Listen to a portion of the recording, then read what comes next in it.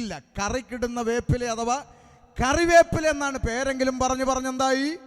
കരിയാപ്പല. ഇതൊന്നും തിരുത്തപ്പെടുന്നതല്ല. ഇതുപോലെ ക്രിസ്തു മാർഗമെന്നുള്ളതാണ് ശരിയെങ്കിലും പറഞ്ഞെന്താക്കി? ക്രിസ്തുമതമാക്കി. അതിന് ബൈബിൾ ഉത്തരവാദിയല്ല, തിരുത്തപ്പെടാനും പോകുന്നില്ല.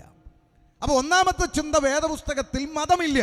പിന്നെ എന്താണ് ഈ ബൈബിൾ പഠിപ്പിക്കുന്നത്?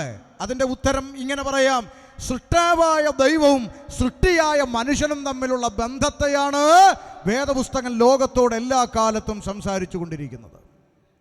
ഒറ്റ വാചകത്തിൽ പറഞ്ഞാൽ, ഇരുകാലി മനുഷ്യൻ സൃഷ്ടാവിനെ അറിയണം. ഇത്രേ ഉള്ളൂ ഉദ്ദേശം, വേറെ ദുരുദ്ദേശമൊന്നുമില്ല. അപ്പം മതം പഠിപ്പിക്കുന്നെങ്കിൽ പിന്നെ എന്താണ് ബൈബിൾ പഠിപ്പിക്കുന്നത്? അടുത്ത ചോദ്യം. തീർച്ചയായിട്ടും അതിന് ഉത്തരം പറയേണ്ടത് ആവശ്യമാണ്. അതുകൊണ്ട് 2002 ഷമീർ അബ്ദുൽ സലാം ബൈബിൾ വായിച്ചു തുടങ്ങിയപ്പോൾ എനിക്ക് മനസ്സിലായ കാര്യങ്ങൾ ഇനി നിങ്ങളോട് പറയാൻ പോവുക. യേശുക്രിസ്തു എന്തിന് ലോകത്തിലേക്ക് വന്നു എന്നുള്ളതിന് ബൈബിൾ നൽകുന്ന മറുപടി ഞാൻ നിങ്ങളോട് പറയാൻ പോവുകയാണ്. ഈ പുസ്തകം ആരംഭിക്കുന്നത് ലോകം എങ്ങനെ ഉണ്ടായി എന്ന് പറഞ്ഞുകൊണ്ടാണ് ഈ പുസ്തകം ആരംഭിക്കുന്നത്. ഇത് വായിക്കുന്ന സമയം വരെയൊക്കെ പണ്ട് സ്കൂളിൽ പഠിപ്പിച്ച പല മണ്ടൻ ചിന്തകളും എൻ്റെ തലച്ചോറിനകത്തുണ്ടായിരുന്നു. അതെന്താ അങ്ങനെ പറയാൻ കാരണം? ചില മണ്ടൻ ചിന്തകൾ സ്കൂളിൽ നിന്നൊക്കെ കിട്ടിയിട്ടുണ്ട് നമുക്ക്. അതെന്താണെന്ന് ഞാൻ പിന്നാലെ പറയാം. ചില ആളുകൾ പറയുന്നത് ഇത് പൊട്ടിത്തെറിച്ചുണ്ടായി, ഈ ഭൂമി, ഇന്ന് കാണുന്ന ഭൂമി പൊട്ടിത്തെറിച്ചുണ്ടായെന്ന്. ചെറിയ പ്രായത്തിൽ നമ്മൾ വിചാരിച്ചു ചിലപ്പോൾ ആയിരിക്കും പൊട്ടിത്തെറിച്ചുണ്ടായിരുന്നു. ദീപാവലിക്ക് പടക്കം പൊട്ടിക്കാറുണ്ട് നമ്മൾ. ഒന്ന് ചിന്തിച്ചു നോക്കൂ, ഒരു പൊട്ടിത്തെറി ഒന്ന് ഭാവനയെ കണ്ടു നോക്കുക. ഒരു പൊട്ടിത്തെറി, ഒരു ഗുണ്ടെടുത്ത് വെച്ചു, അതിൻ്റെ പുറത്ത് ഒരു ചിരട്ടയെടുത്ത് കമിഴ്ത്തി വെച്ചു. പിള്ളേരുടെ ശീലമാണ്. അപ്പോൾ ഈ ഗുണ്ട് പൊട്ടിച്ചപ്പോൾ ചിരട്ട കഷ്ണം പൊട്ടിത്തെറിച്ചു. ഒരു കാര്യം നിങ്ങൾക്കറിയാം, ഈ പൊട്ടിത്തെറിച്ച ചിരട്ട കഷ്ണങ്ങളൊന്നും ഈ കാണുന്ന മതിലേലോ മരത്തേലോ തൂണേലോ ഒന്നും വന്ന് വളരെ അടുക്കടുക്കടുക്കായി ഡിസൈൻ ചെയ്ത് ഒട്ടിയിരിക്കാറൊന്നുമില്ല. പൊട്ടിത്തെറിച്ചാൽ പൊട്ടിത്തെറിച്ച് അതിൻ്റെ പാട്ടിന് പല വട്ടം ചിതറിപ്പോകും, അത്രയേ ഉള്ളൂ. എന്നാൽ നമ്മൾ ഭൂമിയെക്കുറിച്ചൊന്ന് ചിന്തിച്ചു നോക്കാം. ഇന്ന് കാണുന്ന ഈ ഭൂമി കൃത്യമായ നിലയിലുള്ള കാലാവസ്ഥയുടെ ക്രമീകരണം, വെയിൽ, മഴ, രാവ്, പകൽ, ഇതൊക്കെ പോട്ടെ. കണ്ണുകൾ ഉയർത്തി ആകാശമണ്ഡലത്തിലേക്കൊന്ന് നോക്കുക. സൗരയൂഥങ്ങളിൽ സഞ്ചരിക്കുന്ന ഭ്രമണപഥങ്ങളിൽ ചുറ്റിക്കൊണ്ടിരിക്കുന്ന ഒരു ഒറ്റ ഗ്രഹത്തിന് ഡ്രൈവറുണ്ടോ? ഇല്ല. ഇവിടെ ഈ ഹൈവേ കൂടെ നല്ല കഴിവുള്ള ഡ്രൈവർമാർ വണ്ടി ഓടിച്ചിട്ട് ഡെയിലി 2 എണ്ണം ഇടിച്ചുകൊണ്ടിരിക്കുന്നു. ഒരു ഡ്രൈവർ ഇല്ലാതെ ആ ആകാശമണ്ഡലത്തിൽ സഞ്ചരിച്ചു കൊണ്ടിരിക്കുന്ന ഈ ഗ്രഹങ്ങളിൽ ഒരെണ്ണത്തിന് ഡ്രൈവർ ഇല്ല. ഡെയിലി 2 എണ്ണം ഇടിക്കുന്നുണ്ടോ? ഇല്ല. ഇതിനെ കൃത്യമായി കൺട്രോൾ ചെയ്ത് നിർത്തിയിരിക്കുന്നത് പൊട്ടിത്തെറിയിലൂടെ സാധ്യമല്ല. അപ്പോൾ പിന്നെ അടുത്ത ഒരു ചിന്ത തലച്ചോറിനകത്തുണ്ടായിരുന്നു, ഭൂമി എങ്ങനെയുണ്ട്? അത് സ്വയം ഭൂവായി, അങ്ങനെ ഒരു ചിന്ത ഉണ്ടായിരുന്നു, തന്നെ ഉണ്ടായി. എടാ മനുഷ്യന്മാരെ, ഒരു സാരിയിൽ കുത്തുന്ന പിന്നിനെ നമ്മൾ സേഫ്റ്റി പിൻ എന്ന് വിളിക്കാറുണ്ട്. ഒരു സേഫ്റ്റി പിൻ പോലും തന്നെ ഉണ്ടാവുമോ? ഒരു സേഫ്റ്റി പിൻ ഉണ്ടാക്കാൻ ഒരാൾ വേണം, ഒരു മുട്ടുസൂചി ഉണ്ടാക്കാൻ ഒരാൾ വേണം, വേണ്ടേ? വേണം. സ്വയംഭൂ എന്ന് പറഞ്ഞതാ ഇവിടെ നല്ല സൗണ്ട് സിസ്റ്റമാണ്. ഞങ്ങൾ ഈ പ്രസംഗകർ എവിടെ ചെന്നാലും ആദ്യം നോക്കുന്നത് സൗണ്ട് ശരിയാണോ എന്നാണ്, ഇല്ലെങ്കിൽ ഞങ്ങളുടെ തൊണ്ടയുടെ ഇടപാട് തീരും. ഇവിടെ മനോഹരമായ സൗണ്ട് സിസ്റ്റം വെച്ചിട്ടുണ്ട്. ഈ സൗണ്ട് വർക്ക് ചെയ്യുന്ന സഹോദരൻ ഇവിടെ ഇരിപ്പുണ്ട്. അദ്ദേഹത്തോട് ചോദിക്കണം, ഇത്രയും നല്ല സൗണ്ട് സിസ്റ്റം, ഇത്രയും വാട്ട്സ് സിസ്റ്റം സഹോദര താങ്കൾക്ക് എവിടുന്ന് കിട്ടി എന്ന് ചോദിക്കുകയാണ്. ഉടനെ ആ പുള്ളിക്കാരൻ ഉടനെ നമ്മളോട് പറയാം, അയ്യോ അത് ഭയങ്കര രസമാണ് പാസ്റ്ററെ. എന്നാ ഒരു ദിവസം രാവിലെ ഞാൻ ഉറക്കം എഴുന്നേറ്റ് പേസ്റ്റും ബ്രഷും എടുത്ത് പിന്നെ പല്ല് തേച്ചുകൊണ്ട് സിറ്റ് ഔട്ടിലോട്ട് വന്ന് കതവ് തുറന്ന് നോക്കുമ്പോൾ മുറ്റത്തിരിക്കുകയാണ് സിസ്റ്റം. അതെങ്ങനെ? അത് സ്വയംഭൂവായെന്ന്. ചിരിക്കാതെ എന്ത് ചെയ്യും? അപ്പോൾ ഒരു സൗണ്ട് സിസ്റ്റം പോലും സ്വയംഭൂവായെന്ന് പറഞ്ഞപ്പോൾ ഈ കേൾക്കുന്ന ആളുകൾ ഇരുന്ന് ചിരിക്കുക. അങ്ങനെങ്കിൽ ഇന്ന് കാണുന്ന ഈ പ്രപഞ്ചമൊക്കെ തന്നെ പൊങ്ങി വന്നെന്ന് പറഞ്ഞാൽ അരിയാഹാരം കഴിക്കുന്നവന് വിശ്വസിക്കാൻ ഒക്കില്ല. അതുകൊണ്ടാണ് വേദപുസ്തകം പറയുന്നത്, ആദിയിൽ ദൈവം ആകാശവും ഭൂമിയും സൃഷ്ടിച്ചു. ഈ പ്രപഞ്ചം സൃഷ്ടിച്ചതിൻ്റെ പിന്നിലൊരു കരമുണ്ട്, അതാണ് ദൈവം. മനസ്സിലാകുന്നുണ്ടോ? ദൈവം ആകാശവും ഭൂമിയും സൃഷ്ടിച്ചു. അപ്പം ഞാൻ വായിച്ചപ്പോൾ കൊള്ളാം, മനോഹരം, ദൈവം സൃഷ്ടിച്ചു, കൊള്ളാം.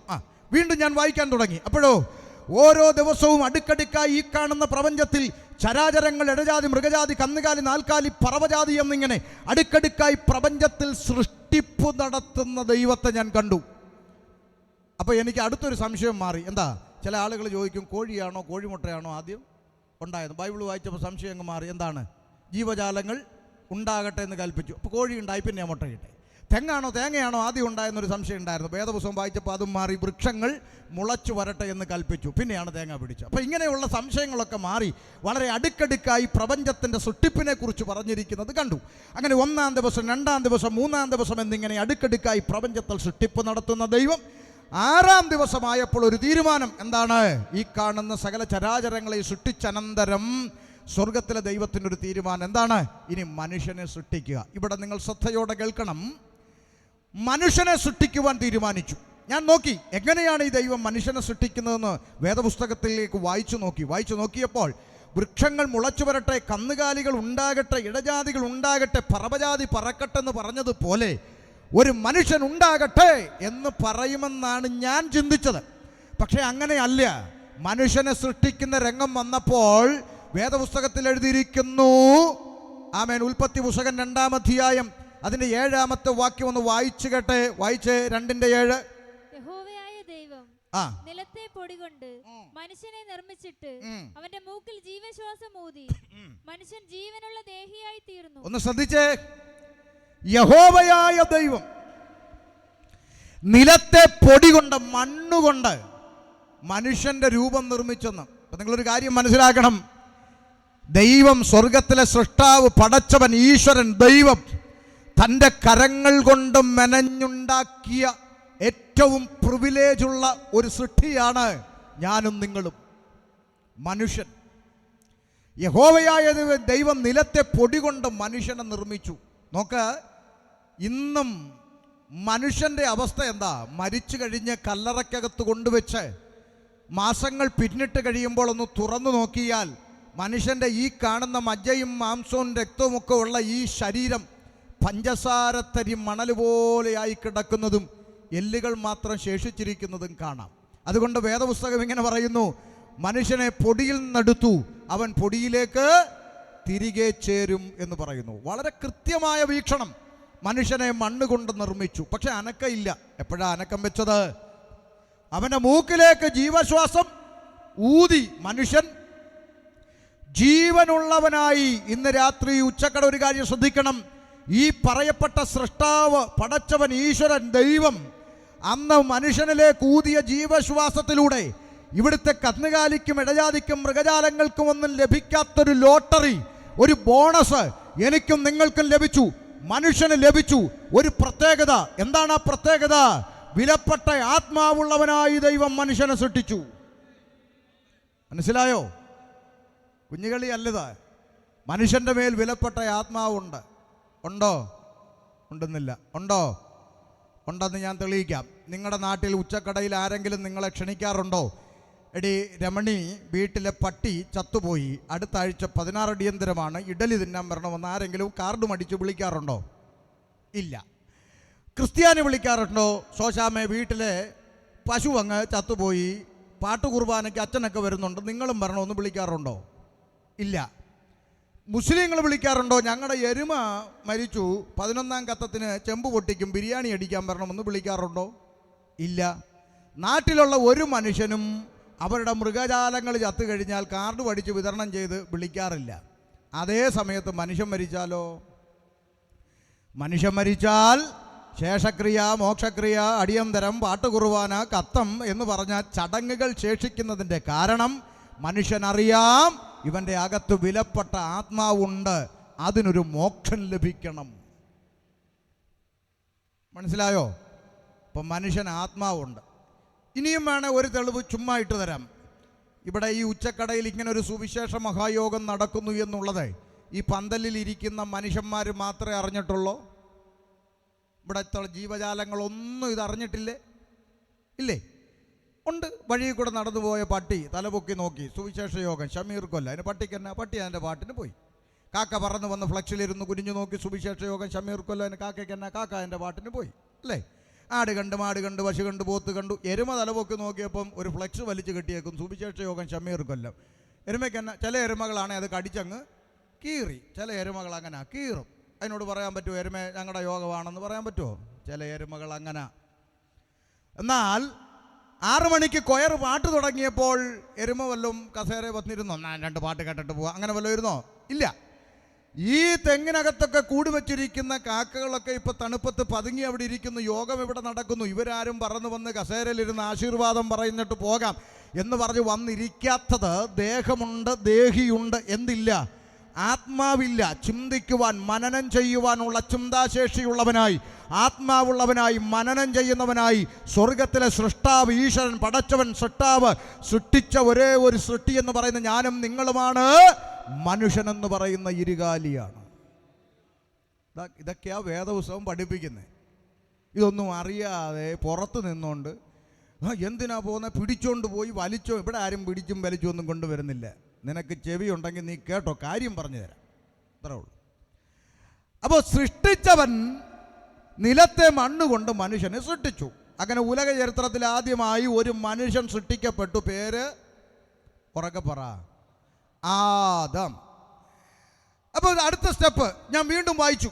അപ്പോൾ എന്താ പറയുന്നത്, മനുഷ്യൻ ഏകനായിരിക്കുന്നത് നല്ലതല്ല, അവന് തക്കതായ ഒരു തുണ വേണമെന്ന് പറഞ്ഞുകൊണ്ട് ഈ പറയപ്പെട്ട സൃഷ്ടാവായ ദൈവം തന്നെയാണ് വിവാഹമെന്ന് പറയുന്ന പവിത്രമായ ബന്ധം ഭൂമിയിൽ സ്ഥാപിച്ചു. ഉലകത്തിൽ ആദ്യത്തെ കല്യാണം, ചെറുക്കൻ്റെ പേര് ആദം, പെണ്ണിൻ്റെ പേര് ഔവ. കല്യാണം നടന്ന ഓഡിറ്റോറിയം ഏദൻ. കല്യാണം നടത്തിയ ഉപദേശി സെൻട്രൽ പാസ്റ്റർ ഒന്നുമല്ല, യഹോവയായ ദൈവം, അല്ലേ? ഇത്രയും പറഞ്ഞ സ്ഥിതിക്ക് ഉപദേശി ആ കല്യാണം നടന്ന എങ്ങനെയാണെന്നും കൂടെ പറയാം.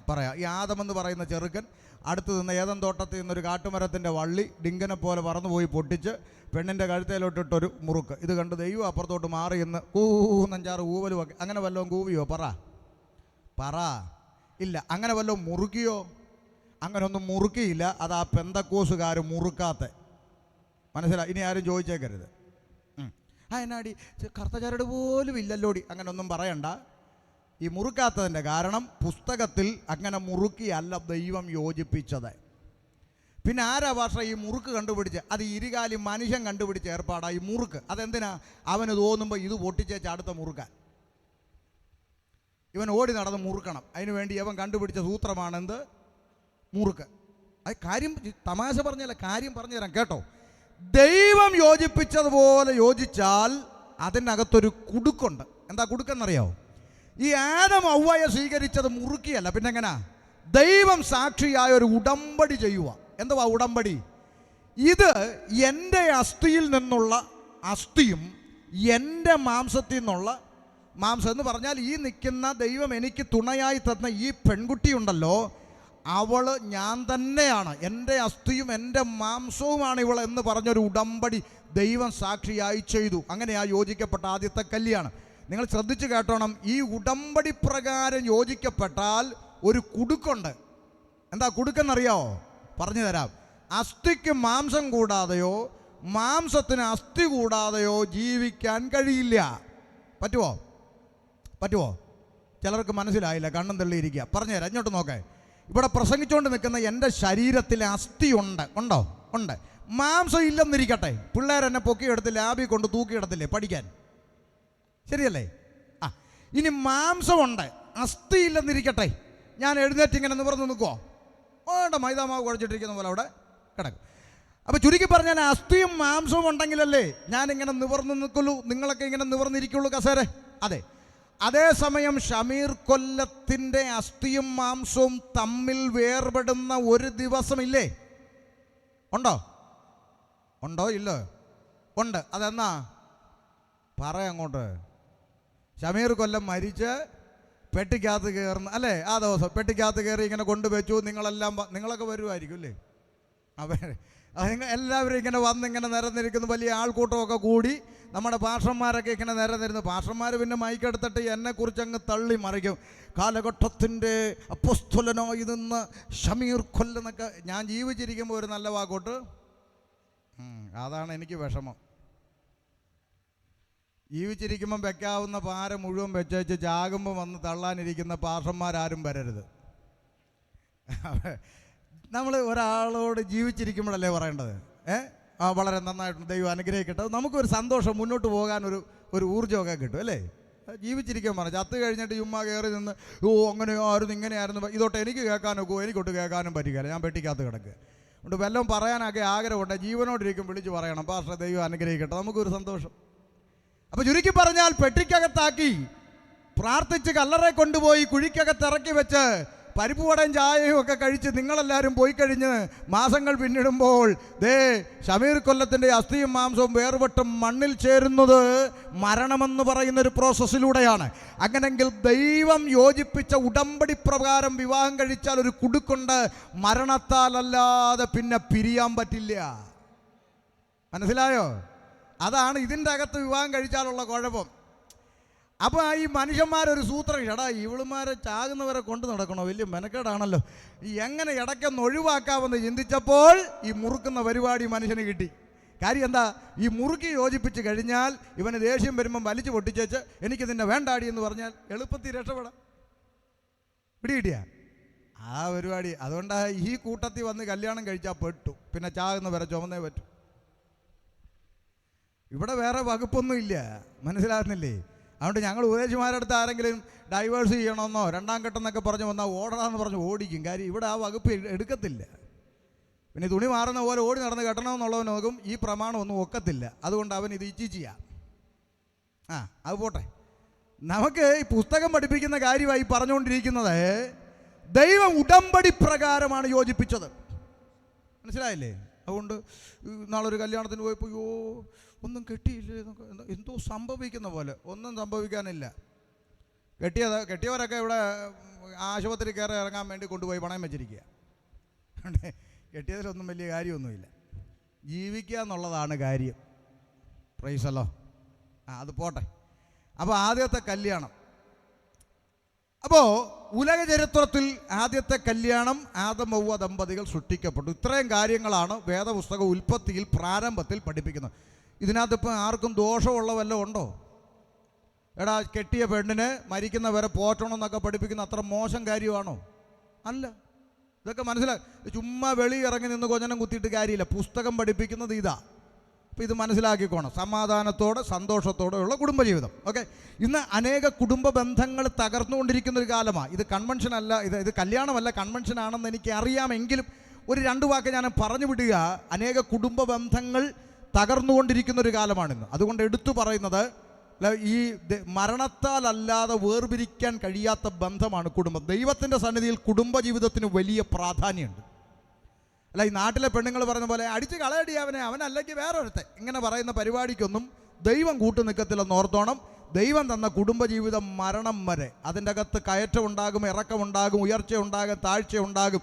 അതിനകത്ത് മരണം വരെ വിശ്വസ്തമായി ജീവിക്കുക എന്നുള്ളതാണ് ദൈവം ആശിക്കുന്നത്.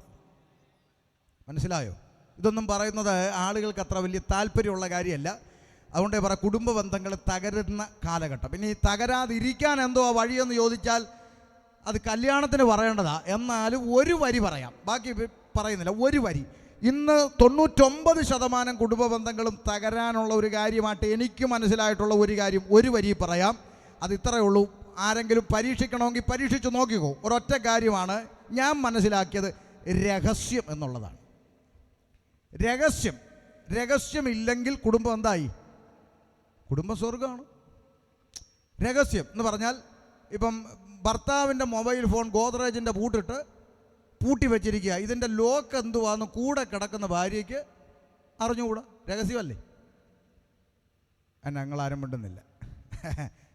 അതേസമയം ഭാര്യയുടെ മൊബൈലിൽ ലോക്കിട്ട് വെച്ചാൽ അന്ന് ഇടിയുടെ നാശവും വെള്ളപ്പൊക്കവും ആയിരിക്കും അല്ലേ? മനസ്സിലായില്ലേ? അത് രഹസ്യം വരുന്ന. ഇവിടെ ചില അച്ചായന്മാരെ കണ്ടിട്ടില്ലേ, ഫോൺ എടുത്ത് ഹലോ എന്ന് ചോദിക്കും, പിന്നെ ആളിനെ കാണുന്നില്ല. അപ്പോൾ ചേച്ചി തപ്പിച്ചെന്ന് നോക്കുമ്പോൾ അപ്പുറത്തെ ഇടവഴി പമ്പി നിൽക്കുക. ആരാ ചേട്ടാ വിളിച്ചത്? ഓ അത് ഐഡിയക്കാരായിരുന്നെന്ന്. അത് പുള്ളിയുടെ ഒരു ഐഡിയയാണ്. ഇപ്പം രഹസ്യമാണ്. മനസ്സിലായി? ഈ രഹസ്യമാണ് പിന്നത്തേത് വലിയ വിഷയങ്ങൾ. അതേസമയം നിങ്ങളൊന്ന് ചിന്തിച്ച് നോക്കിയേ. ഭാര്യയ്ക്ക് വരുന്ന ഫോൺ കോൾ ഭർത്താവ് എടുക്കാനും ഭർത്താവിന് വരുന്ന ഫോൺ കോൾ ഭാര്യ എടുത്ത ഹലോ ആരാ? ഞാനാ ഭാര്യ, ചേട്ടനെ ചേട്ടനെ വിളിക്കാൻ നിങ്ങളാരാ? ഇന്നാളാ? അതാ ചേട്ടാ അതാ ഇന്നാൾ വിളിക്കുന്നതെന്ന് പറയുന്ന ഒരു ലൈഫ് സ്റ്റൈൽ ഒന്ന് നോക്കിയാൽ ഒരു പ്രശ്നവുമില്ല അവിടെ. ആരെങ്കിലുമൊക്കെ ഇടി ഉണ്ടാവുമെന്ന് തോന്നുന്നു, വിട്ടാരെ. അതുകൊണ്ട് രഹസ്യം ഇല്ലാതെ ജീവിക്കുക എന്ന് പറയുന്നത് വളരെ സന്തോഷകരമായ കാര്യമാണ്. രഹസ്യം ഉണ്ടായാൽ അവിടെ പ്രശ്നങ്ങളുടെ ആരംഭമാണ് തുടങ്ങുന്നത്. ഈ നമ്മുടെ സഹോദരിമാർക്ക് ഈ അവസരത്തിൽ അതല്ല എന്നാലും ഒരു വരി പറയുക, ഈ കുടുംബജീവിതങ്ങൾ തകരാതിരിക്കാൻ പറയുക. നമ്മുടെ ഈ സഹോദരിമാർക്കൊക്കെ പലപ്പോഴും പറ്റുന്ന അബദ്ധങ്ങളുണ്ട്. ഭർത്താവ് അറിയാതെ ഒരിടത്തുനിന്ന് കടം മേടിക്കും. ഈ കടം തിരിച്ചു കൊടുക്കാൻ അങ്ങേരെ അറിഞ്ഞാൽ പ്രശ്നമാണെന്ന് അറിയുമ്പോൾ ആ കടവും പലിശയും കൊടുക്കാൻ അടുത്ത ആളുടെ നിന്നും മറിക്കും, അവിടെ കൊടുക്കാൻ അടുത്തവനെ നിന്ന് പലിശയ്ക്ക്. അവസാനം പലിശക്കാരൻ പെരുകി കടക്കാരൻ മുറ്റത്ത് വരുമ്പോഴാണ് കെട്ടിയോന് അറിയുന്നത് ഇടിനാശം വെള്ളപ്പൊക്കം ഉണ്ടാകും. മനസ്സിലാവും? ആദ്യമേ ഇതങ്ങ് പറഞ്ഞാലോ ഇച്ചിരി ദേഷ്യപ്പെടുകയോ വഴക്കുണ്ടാക്കുകയോ ചെയ്യുമെങ്കിലും വിഷയം അവിടെ അങ്ങ് പരിഹരിക്കപ്പെടത്തില്ലേ?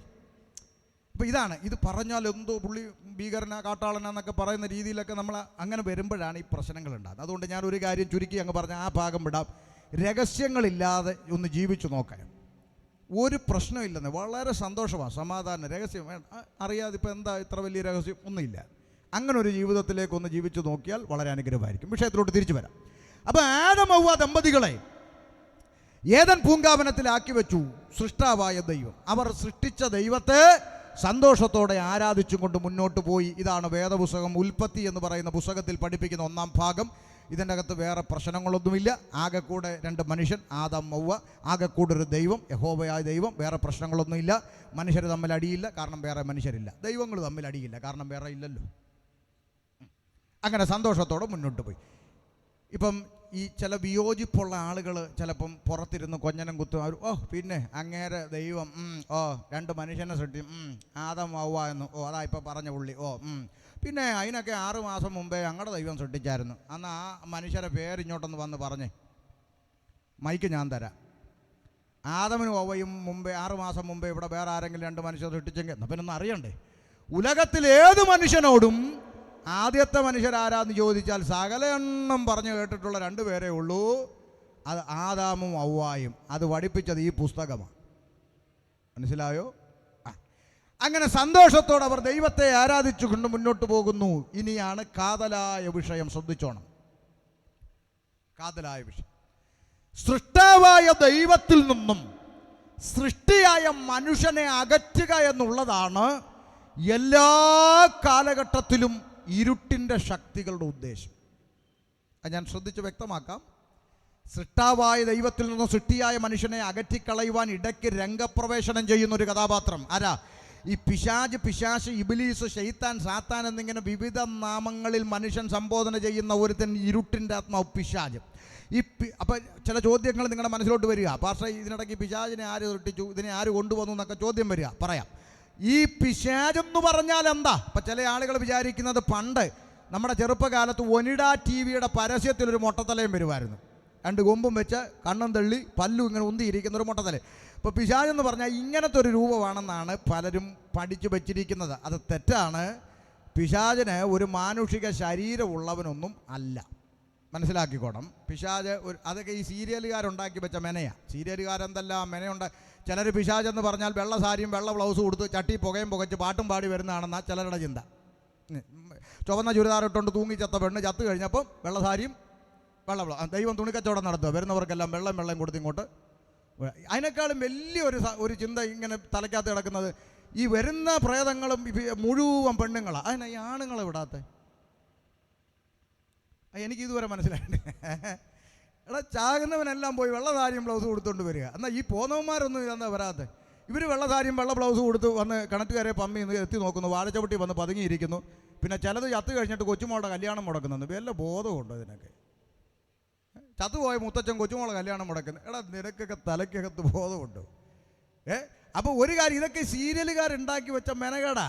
മരിച്ച ആരുടെ ആത്മാക്കൾ ഇങ്ങനെ യൂണിഫോം ഇട്ടുകൊണ്ട് ചട്ടി പുകയും പുകച്ചുന്നത്, ഇതൊക്കെ സീരിയലുകാരുണ്ടാക്കി വെച്ച മെനയാ. മനസ്സിലാകുന്നുണ്ടോ? അതുകൊണ്ടാണ് ഞങ്ങൾ ഈ ഉപദേശിമാർ പറയുന്നത്, 10 പേര് തൂങ്ങിച്ചത്ത വീടുണ്ട്, ആരും എടുക്കുന്നില്ലയോ നിങ്ങൾ അപ്പോഴേ ഉപദേശിമാരെ പിടിച്ചോ, ചുളു വിലക്ക് കിട്ടിയാൽ ഞങ്ങൾ അപ്പം അടിച്ചെടുക്കും.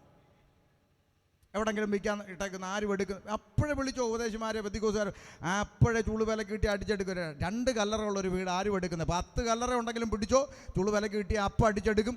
താമസിക്കുകയും ചെയ്യും. അവിടെ പ്രാർത്ഥന നടത്തി കാണിച്ചു തരാം. ഒരു വിഷയവും ഇല്ല. മരിച്ചുപോയ ആരുടെ ആത്മാക്കൾ കറങ്ങി നടന്ന് ആരെയും ബുദ്ധിമുട്ടിക്കത്തില്ല. അങ്ങനൊരു വിഷയവും ഇല്ല. പിന്നെ പിശാചെന്ന് പറയുന്ന ഒരു റിയാലിറ്റി ഉണ്ട്. അത് പിന്നാലെ തെളിയിക്കാം. മരിച്ചുപോയ ആരുടെ ആത്മാക്കൾ അങ്ങനെ വരത്തില്ല. സീരിയലുകാർ ഒത്തിരി മെന ഉണ്ടാക്കിയിട്ടുണ്ട്. ഇന്നാളൊരു ക്രിസ്ത്യാനി അച്ചായനെ കണ്ടപ്പോൾ അച്ചായൻ ഉടുപ്പിടാതെ ഇങ്ങനെ ലുങ്കി മടക്കി ചുറ്റി നിൽക്കുക. നോക്കിയപ്പോൾ കഴുത്തേൽ ഇത്രയും വലിയ കുരിശിട്ടേക്കുക. വലിയ കുരിശ് കഴുത്തിലിട്ടേക്കുക. ഇതെന്നാ വെച്ചാൽ ഇത്രയും വലിയ കുരിശിട്ടുകൊണ്ട് നടക്കുന്നതെന്ന് വെച്ചാൽ. അപ്പോൾ പുള്ളി പറയുക, പാസ്റ്ററെ ഉപദേശിക്ക് അറിയത്തില്ലയോ എന്നാ കുരിശ് കണ്ട പിശാച് അടുക്കുകയില്ലെന്ന്. ഞാൻ പറഞ്ഞു, ഇയോടാ ഞാൻ ഈ വേദപുസ്തകം മുഴുവൻ വായിച്ചിട്ടും അങ്ങനെ ഒരു വാക്യം കണ്ടിട്ടില്ലല്ലോ, എവിടെ അത് എഴുതി വെക്കുന്നതെന്ന് ചോദിച്ചു. വേദപുസ്തകത്തിലൊന്നും അല്ല ഉപദേശി, പിന്നെന്തുവാ സീരിയലിലാണ്. അതെന്നാ സീരിയലിൽ? ആ സീരിയലിൽ പ്രേതം ഇങ്ങനെ അങ്ങോട്ട് വരുമ്പോൾ അച്ഛൻ കുരിശെടുത്ത് കാണിക്കുന്നു, പിശാച് കണ്ടം വഴി ഓടുന്നു. അപ്പോൾ ഈ പാവപ്പെട്ടവൻ വിചാരിച്ചിരിക്കുന്നു കുരിശ് കണ്ട പിശാച് അടുക്കത്തെ നെഞ്ചത്തിട്ടുകൊണ്ട് നടക്കുക. അപ്പോൾ അങ്ങനെയാണ് ഞാനൊരു ചോദ്യം ചോദിക്കുക. അങ്ങനെയാണെങ്കിൽ ഈ കൊച്ചു കേരളത്തിൽ ഏറ്റവും കൂടുതൽ കുരിശിരിക്കുന്ന ഒരു സ്ഥലമുണ്ട്, പറ. സെമിത്തേരി. മാർബിളിൻ്റെ കുരിശ്, ഗ്രാനൈറ്റിൻ്റെ കുരിശ്, തടിയുടെ കുരിശ്, സിമൻറ്റിൻ്റെ കുരിശ്, എല്ലാ കുരിശും ഇരിക്കുന്ന സ്ഥലമാണ് സെമിത്തേരി. അങ്ങനെയാണ് പിശാചിൻ്റെ പൊടി പോലും കാണാത്ത സ്ഥലം ഏതായിരിക്കണം? കാര്യം ഇത്രയും കുരിശിരിക്കുമല്ലേ, അതും പൊക്കത്തിൽ അത്രയും ഇരിക്കണം. മാത്രമല്ല ഈ ദൈവസാന്നിധ്യം ഇങ്ങനെ വെളിച്ചം വന്നുകൊണ്ടിരിക്കുന്ന സ്ഥലം ഏതായിരിക്കണം? സെമിത്തേരി. അങ്ങനെയാണെങ്കിൽ അവിടെ ഇരുന്നല്ലേ കുർബാന കഴിക്കണ്ട, പോയാലോ? പിന്നെ 10 മണി കഴിഞ്ഞാൽ രക്തം ചെയ്യാൻ പറഞ്ഞ് അതുവഴി പോകൂല. അപ്പോഴാണ് ഇത്രയും കുരിശുണ്ട്. അപ്പോഴാണ് ഇങ്ങേരി ഇത്തിപ്പോന്ന കുരിശും നെഞ്ചത്തിട്ടോട്ട് കിടക്കുന്ന പിശാചോട് എന്തോ ഒരു മണ്ടത്തില ചിന്തിച്ചു നോക്കി. ആണ്ടോ? അപ്പോൾ ചിലത് പറയാം, ഞാനത് അതാ കുഴപ്പം. അപ്പോൾ പിശാചെന്ന് പറയുന്ന ഒരു റിയാലിറ്റിയാണ്. പക്ഷേ മരിച്ചുപോയ ആരുടെ ആത്മാക്കൾ ആരെയും പേടിപ്പിക്കാനും ശല്യപ്പെടുത്താനൊന്നും വരില്ല. പിന്നെന്താ ഈ പിശാച്? ഇനി ശ്രദ്ധിച്ചോ, പറഞ്ഞു തരാം.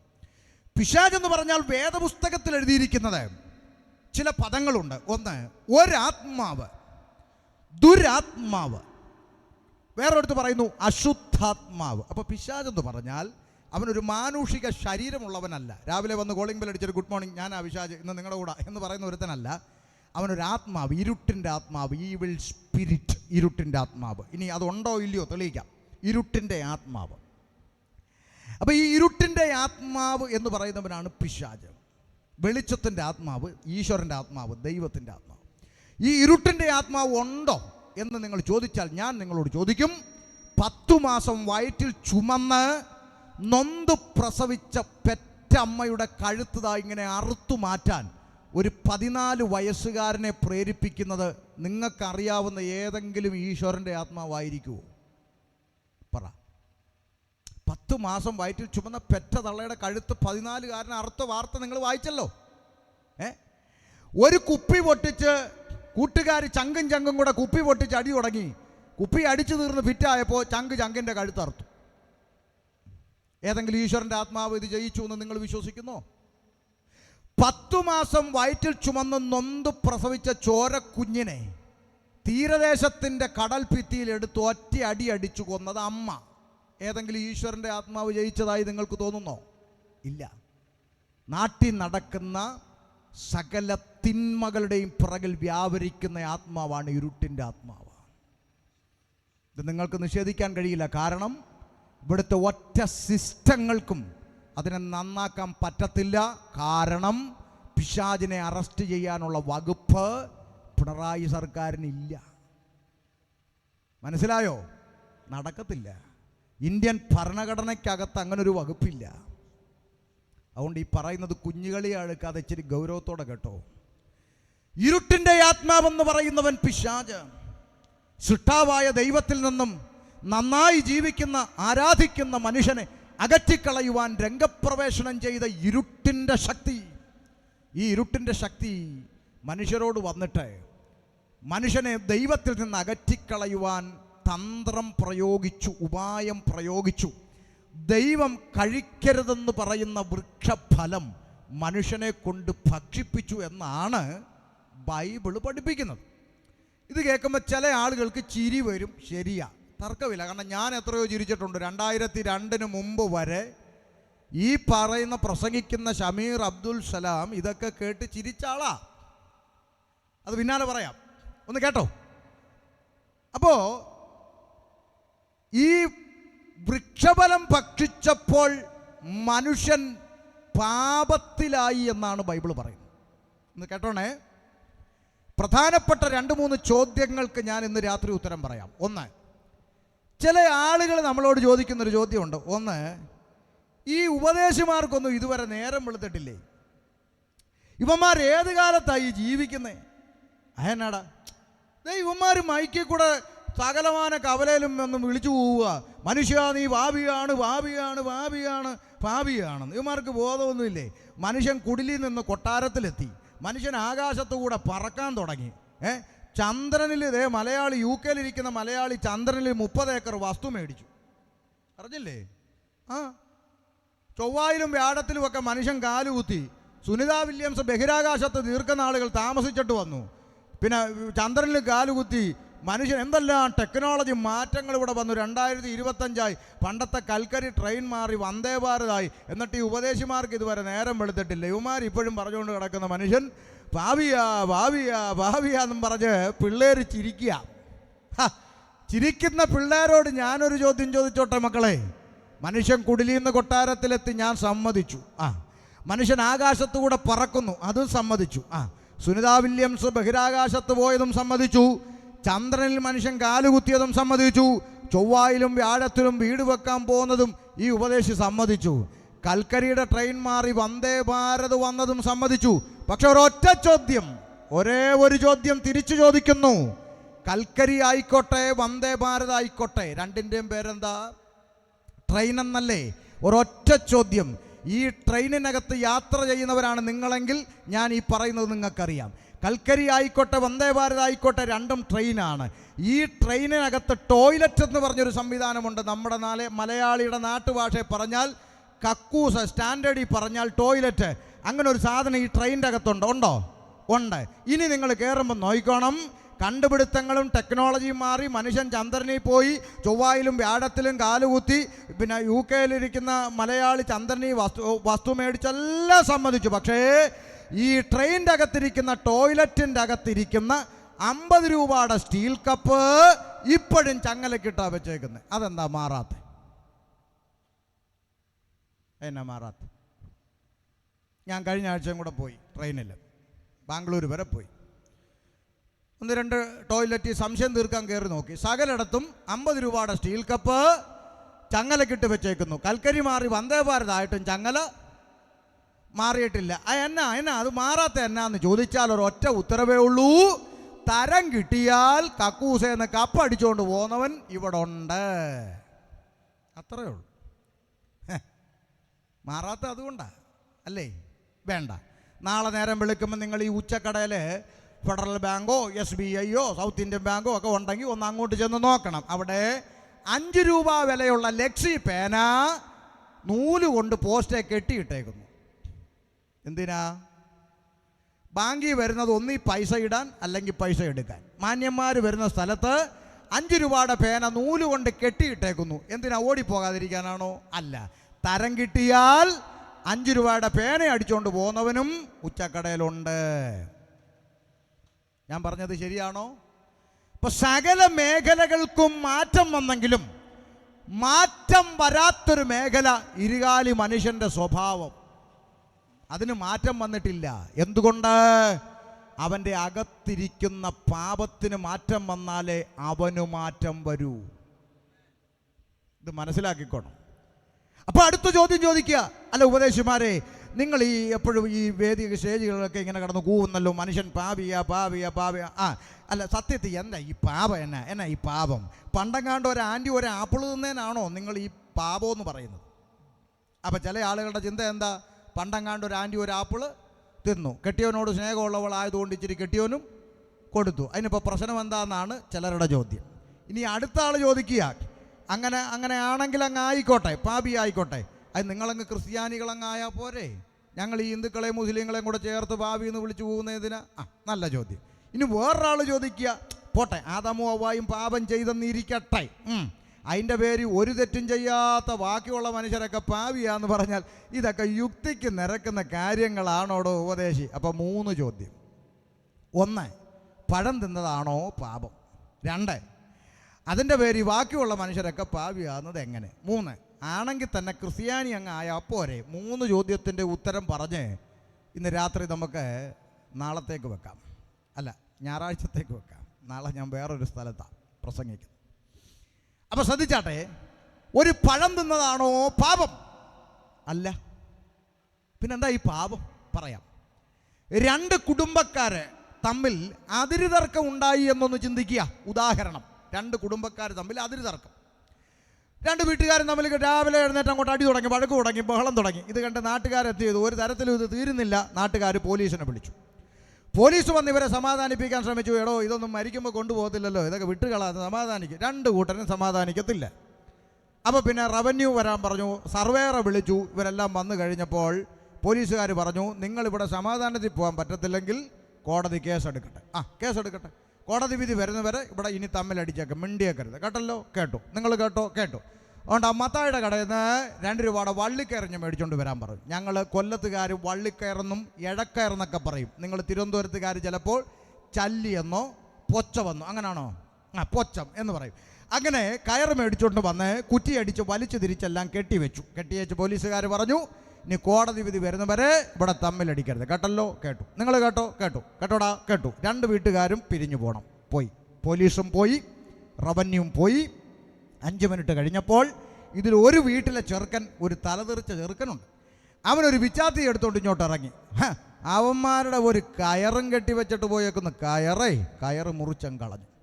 ഇതറിഞ്ഞ പോലീസ് വണ്ടി തിരിച്ചു വന്നു. ആരടാ കയറ് മുറിച്ചത്? ഉണ്ടല്ലോ, അവനാ സാറേ എന്ന് പറഞ്ഞു.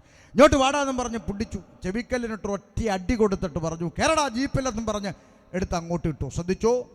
ആമേ, ഇത് കണ്ടുകൊണ്ട് മുറുക്കിക്കൊണ്ടൊരു അമ്മച്ചി അവിടെ ഇരിപ്പുണ്ട്. ആ അമ്മച്ചി അവിടെ ഇരുന്നുകൊണ്ട് പറയുക, കേട്ടെ, അയ്യോ എന്തരടി ആ കൊച്ചിനായിട്ട് അടിക്കുന്നത്? 2 രൂപയുടെ കയറ് മുറിച്ചതിന് ഇങ്ങനെ ഇട്ട് അടിക്കണമെന്ന്. അല്ലോ, മനസ്സിലായോ? അപ്പോൾ അമ്മച്ചിക്ക് മനസ്സിലായ എന്താ? 2 രൂപയുടെ കയറ് മുറിച്ചതിന് തല്ലുന്ന എന്തിന്? ഇതുകൊണ്ട് മത്തായുടെ കടയിൽ തൂങ്ങിക്കിടക്കുന്ന ഇഷ്ടം പോലെ കയറ്. എന്നാൽ ഞാൻ വേണേ 10 രൂപ തരാം, 5 വള്ളി കയറങ്ങ് മേടിച്ചോ, ആ കൊച്ചിനെ അങ്ങ് വിട്. എൻ്റെ ചോദ്യം നിങ്ങളോട്, ഒരു വണ്ടിക്കയറ് പകരത്തിന് കൊടുത്താൽ കൊച്ചിനെ അങ്ങ് ഇറക്കി വിടുവോ? ഇല്ല. 2 രൂപയുടെ കയറ് മുറിച്ചതല്ല അവിടുത്തെ പ്രശ്നം, നിയമലംഘനം നടന്നു എന്നുള്ളതാണ് അവിടുത്തെ പ്രശ്നം. കേവലം ഒരു പഴം തിന്നതാണോടോ പാപം? അല്ല. സൃഷ്ടാവായ ദൈവം മനുഷ്യൻ്റെ മുമ്പിൽ വെച്ച നിയമം മനുഷ്യൻ ലംഘിച്ചിരിക്കുന്നു. കയറ് മുറിച്ചവൻ ഭരണഘടനയനുസരിച്ചുള്ള നിയമ നടപടി സ്വീകരിച്ച് ജാമ്യമെടുത്ത് പുറത്തു വരുന്നതാണ് ഈ ലോകത്തിൻ്റെ നിയമമെങ്കിൽ, ആകാശം മാറിയാലും ഭൂമി ഒഴിഞ്ഞു പോയാലും വള്ളി മാറ്റം വരാത്ത സ്വർഗത്തിലെ ദൈവത്തിൻ്റെ ഭരണഘടനയിൽ എഴുതപ്പെട്ടു, പാപത്തിൻ്റെ ശമ്പളം മരണം. പാപം ചെയ്ത ശരീരം മരിക്കും. മരണമെന്ന് പറയുന്ന പ്രോസസ്സിലൂടെ സകല മനുഷ്യരും പോകേണ്ടി വരും. ഇന്നും അങ്ങനെ തന്നെയല്ലേ? ഇവിടുത്തെ എത്ര പ്രമാണിയായാലും മരിക്കും. ഇവിടെ വഴിയിലിരുന്ന് ഭിക്ഷ യാചിക്കുന്ന ഭിക്ഷക്കാരനും മരിക്കും. ഇവിടെ എത്ര പണമുള്ള ലക്ഷപ്രഭുവായാലും കോടീശ്വരനായാലും മരിക്കും. ഒരു നാണയത്തുട്ടിനു വേണ്ടി വഴിയിലിരുന്ന് ഭിക്ഷ നണ്ടുന്നവനും മരിക്കും. ഇവിടുത്തെ രാഷ്ട്രീയക്കാരിലെ പ്രമാണിയും മരിക്കും. രാഷ്ട്രീയമെന്തെന്നറിയാത്തവനും മരിക്കും. ഇവിടുത്തെ സിനിമാ താരങ്ങളും മരിക്കും. ഇവിടുത്തെ നാടകക്കാരും മരിക്കും. ഇവിടുത്തെ സകല മനുഷ്യന്മാരും മരിക്കും. മനസ്സിലാകുന്നുണ്ടോ? അപ്പോൾ പാപം എന്ന് പറയുന്നത് കേവലം ഒരു പഴം തിന്നതല്ല സുഹൃത്തേ. പകരം ദൈവം മനുഷ്യൻ്റെ മുമ്പിൽ വെച്ച നിയമം മനുഷ്യൻ ലംഘിച്ചു. നിയമലംഘനമാകുന്ന പാപം. അതുകൊണ്ടാണ് ഏകനാൽ പാപവും പാപത്താൽ മരണവും ലോകത്തിൽ പ്രവേശിച്ചു, സകല മനുഷ്യരും പാപത്തിലാണെന്ന് ഞങ്ങൾ വിളിച്ചു കൂവുന്നത്.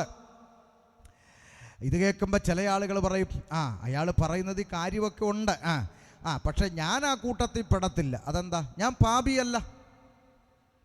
അതെന്താ താങ്കൾ പാപിയല്ലാത്തത്?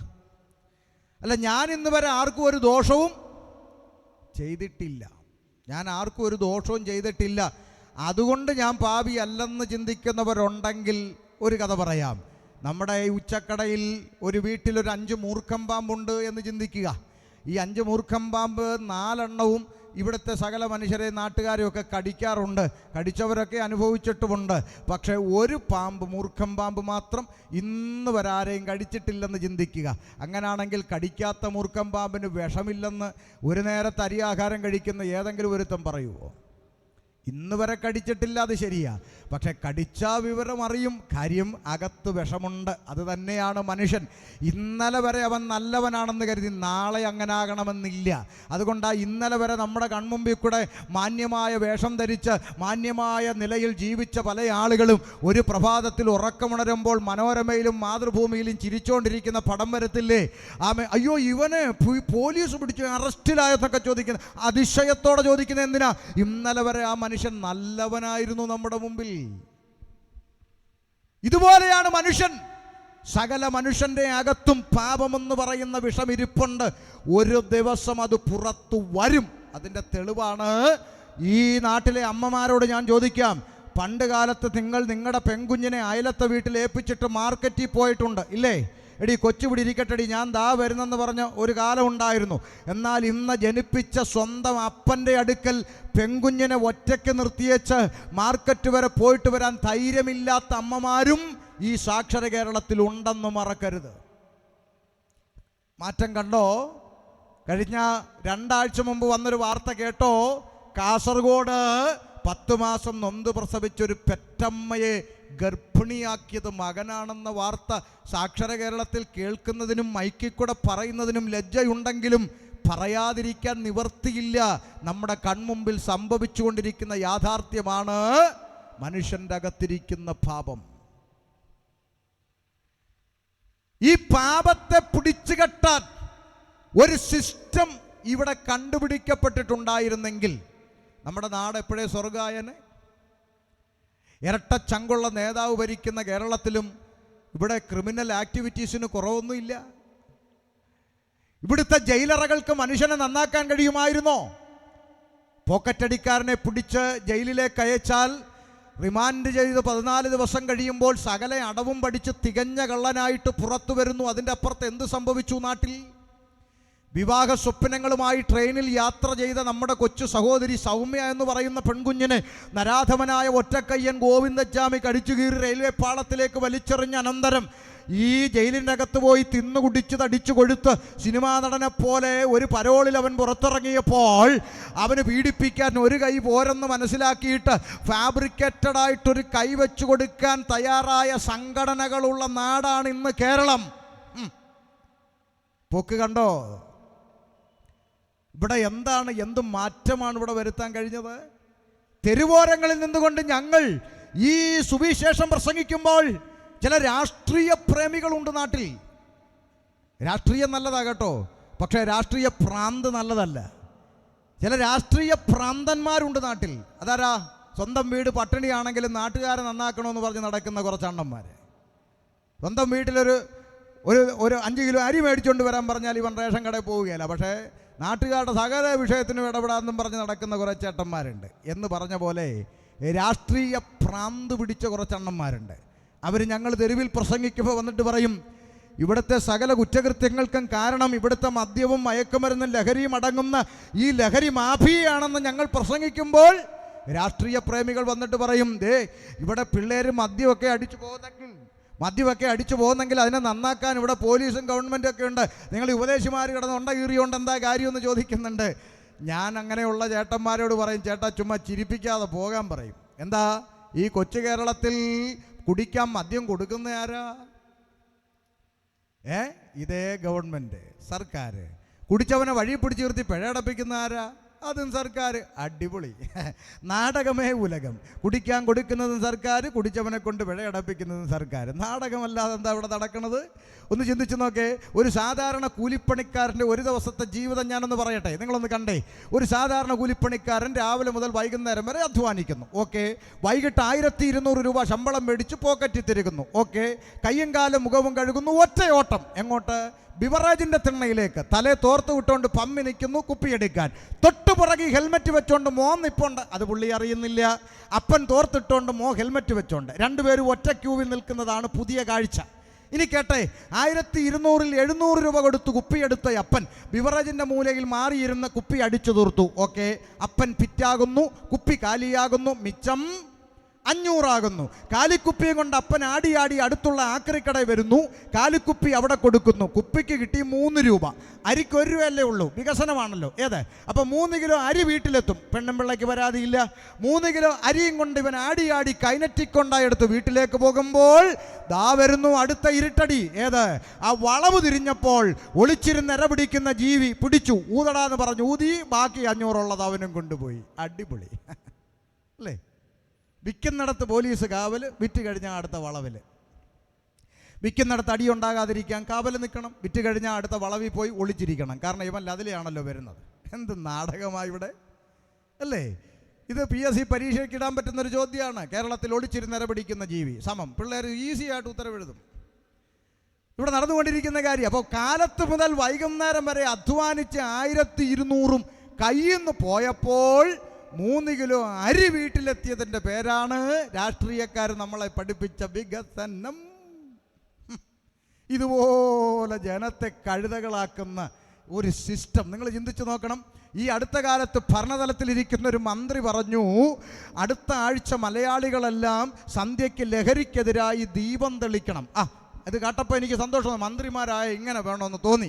പക്ഷേ 3 ആഴ്ച കഴിഞ്ഞപ്പോൾ അതേ മന്ത്രി പറയുകയാണ് കേരളത്തിൽ മദ്യലഭ്യത ഉറപ്പുവരുത്തും എന്ന് പറഞ്ഞാൽ ഇനി എവിടെങ്കിലും ബിവറേജ് ഇല്ലെങ്കിൽ ഉണ്ടാക്കി തരുമെന്ന്. എടാ, ഇതേ ഇവനല്ലേ 3 ആഴ്ച മുമ്പ് ലഹരിക്കെതിരെ ദീപം തെളിക്കാൻ നമ്മളോട് പറഞ്ഞേ. അപ്പോൾ 3 ആഴ്ചയ്ക്ക് മുമ്പ് ലഹരിക്കെതിരെ ദീപം തെളിക്കാൻ പറഞ്ഞതും മന്ത്രി, 3 ആഴ്ച കഴിഞ്ഞപ്പോൾ ബിവറേജ് ഉണ്ടാക്കി തരാമെന്ന് പറഞ്ഞതും മന്ത്രി. ഇതിലും മികച്ച കോമഡി സ്വപ്നങ്ങളിൽ മാത്രം. മനസ്സിലാകുന്നുണ്ടോ? എന്നിട്ട് ഏറ്റവും ലേറ്റസ്റ്റായിട്ട് ഞാൻ കേട്ട വാർത്ത, ഇപ്പോൾ സർക്കാരിൻ്റെ ആഭിമുഖ്യത്തിൽ ഗ്രാമാന്തരങ്ങളിൽ കള്ള് വിതരണം നടത്താൻ പോവുകയാണെന്ന്. ക്ഷമിക്കണം, കള്ളെന്ന് പറയാൻ പാടില്ല, പോലീസ് പിടിക്കും. പോഷകാഹാരം എന്ന് പറയണമെന്നാണ് മന്ത്രി പറഞ്ഞത്. അതുകൊണ്ട് ഞാൻ തിരുത്തുന്നു, ഗ്രാമാന്തരങ്ങളിൽ പോഷകാഹാരം. എൻ്റെ ചിന്തയിൽ പറഞ്ഞാൽ അംഗൻവാടി പഠിക്കുന്ന കൊച്ചുങ്ങൾക്കും കൊടുക്കണം സാർ, ഉപ്പുമാവിൻ്റെ കൂടെ 1 കുപ്പി പോഷകാഹാരം. കാരണം 10ാം ക്ലാസ്സിലും 11ലും ഒക്കെ വെട്ടും കുത്തും ഒക്കെ നടത്തുന്നതൊക്കെ ഔട്ട് ഓഫ് ഫാഷനായി. അംഗൻവാടി മുതൽ വെട്ടിത്തുടങ്ങിട്ടെന്ന് കാലം മാറിയില്ലേ?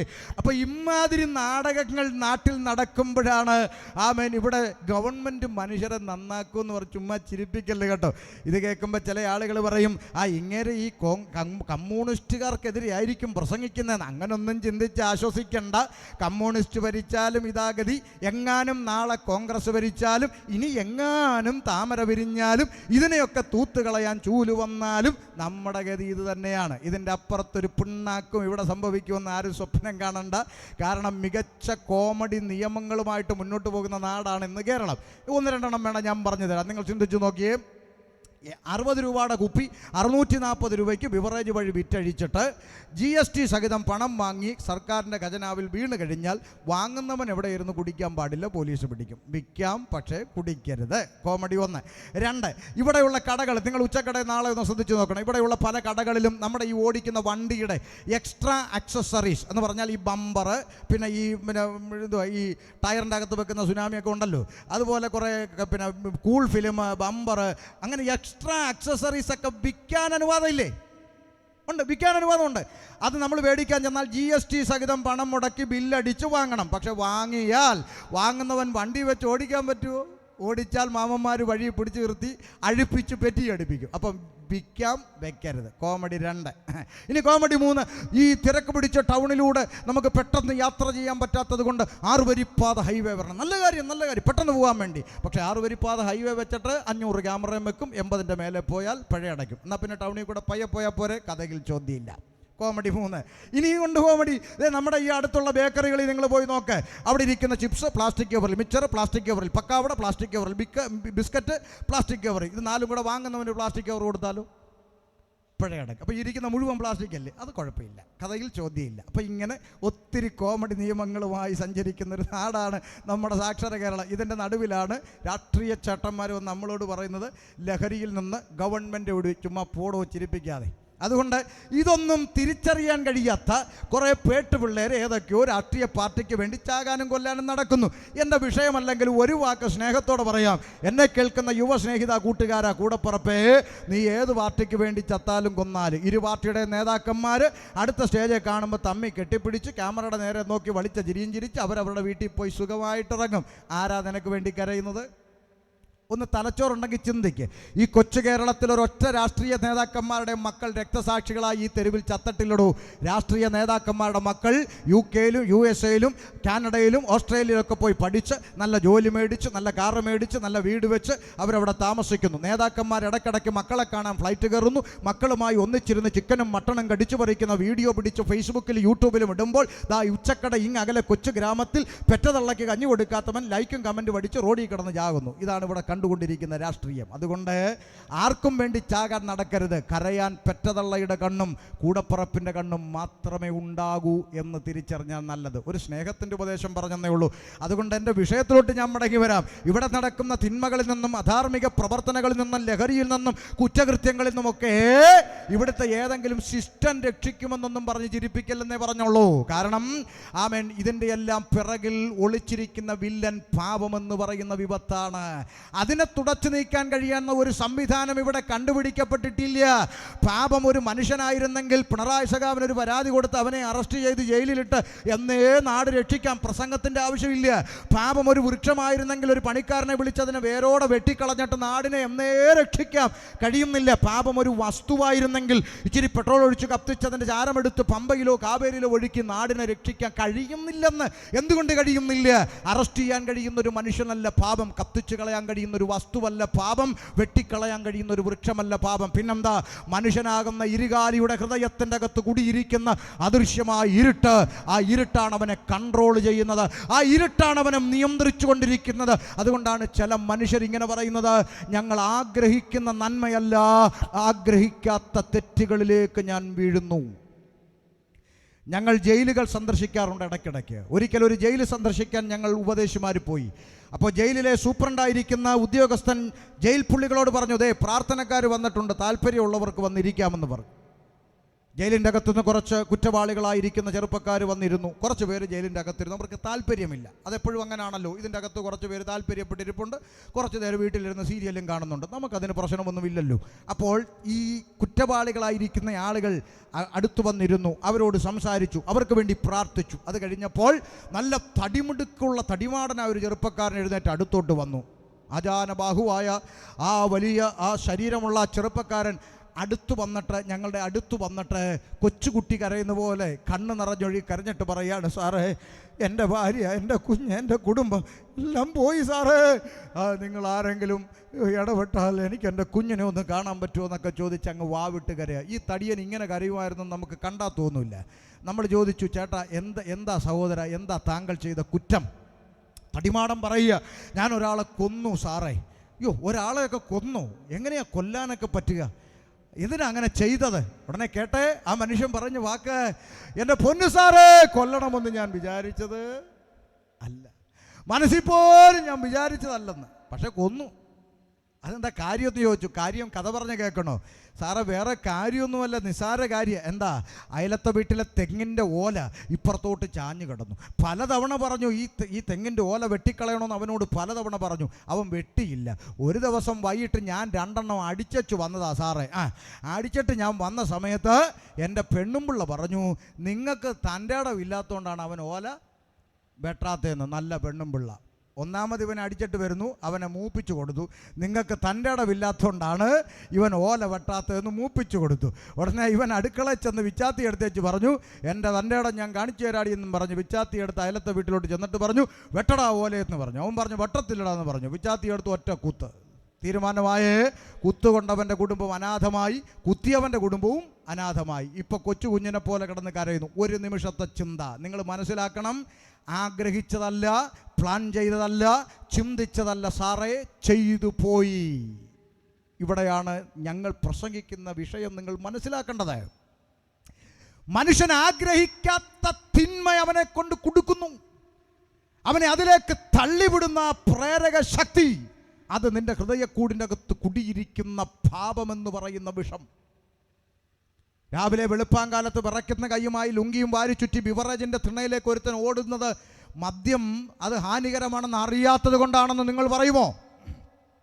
കുടിക്കുന്ന കുപ്പിയുടെ പുറത്ത് വെണ്ടയ്ക്ക പോലെ എഴുതി വെച്ചിട്ടുണ്ട്, മദ്യപാനം ആരോഗ്യത്തിന് ഹാനികരം. അറിയാതല്ല കേരളത്തിൽ ഒരു കുടിയനും കുടിക്കുന്നത്, അറിഞ്ഞുകൊണ്ടാണ് കുടിക്കുന്നത്. അതേ സമയത്ത് നിങ്ങളൊന്ന് ജീവജാലങ്ങളെ നോക്ക്. പണ്ട് നമ്മൾ ഈ പഴക്കടയിലൊക്കെ ചെന്ന് 1 കിലോ മുന്തിരി വേണമെന്ന് പറഞ്ഞാൽ, പണ്ട് ഇപ്പോഴല്ല, പണ്ട് 1 കിലോ മുന്തിരി വേണമെന്ന് പറഞ്ഞാൽ കടക്കാരൻ എന്താ ചെയ്തതെന്ന് ഓർമ്മയുണ്ടോ? എത്ര പേർക്ക് ഓർമ്മയുണ്ട്? ആ കടക്കാരൻ ചെയ്തത് എന്താ? തോളെ കിടക്കുന്ന തോർത്തെടുത്ത് മുന്തിരിയുടെ നേരെ 2 വീശ്. എന്തിനാ? മുന്തിരിക്കകത്ത് നിറയെ പറ്റിപ്പിടിച്ചിരിക്കുന്ന ഈച്ചയുള്ളൊരു കാലം, ബാല്യകാലം. ആ ഈച്ചയെ ആട്ടിപ്പായിച്ചപ്പോൾ നമ്മളിത് കണ്ടുകൊണ്ട് നിന്നപ്പോൾ നമ്മുടെ കുഞ്ഞു മനസ്സ് പറഞ്ഞു ഒരു ഡയലോഗ്, ഈ കടയ്ക്കൊട്ടും വൃത്തിയില്ലെന്ന് പറഞ്ഞു. എന്നാൽ ഇന്ന് നിങ്ങളിവിടെ ഉള്ള പഴക്കടകളിലേക്ക് ചുമ്മാ ഒന്ന് സഞ്ചരിച്ച് നോക്കേ, സ്കാൻ ചെയ്ത് നോക്കിയാൽ ഒരൊറ്റ ഈച്ച മുന്തിരിയുടെ പരിസരത്തില്ല. എന്നാ കടയ്ക്ക് വൃത്തി കൂടിയുണ്ടാന്നാണോ നിങ്ങളുടെ വിചാരം? അല്ല, ഈച്ചക്കറിയാം ഇതിൻ്റെ അകത്ത് ചെന്നിരുന്നാൽ തട്ടിപ്പോകുന്ന രാസപദാർത്ഥങ്ങൾ കൊണ്ട് പുരട്ടി തേച്ച് ഓറഞ്ചും ആപ്പിളും തിളക്കം വെച്ചിരിക്കുകയാണ്. ഈച്ചക്കറിയാം ഇതിനകത്ത് ചെന്നിരുന്നാൽ തട്ടിപ്പോകും, അതുകൊണ്ട് ഈച്ച വഴി മാറി നടക്കുന്നു. നമ്മുടെ മുമ്പിൽ കൂടെ നടന്നു പോകുന്ന ഉറുമ്പിൻ്റെ മുമ്പിൽ അല്പം ഉപ്പ് അല്പം പഞ്ചസാര ഇട്ട് കൊടുത്തിട്ട് നോക്കി നിൽക്ക്.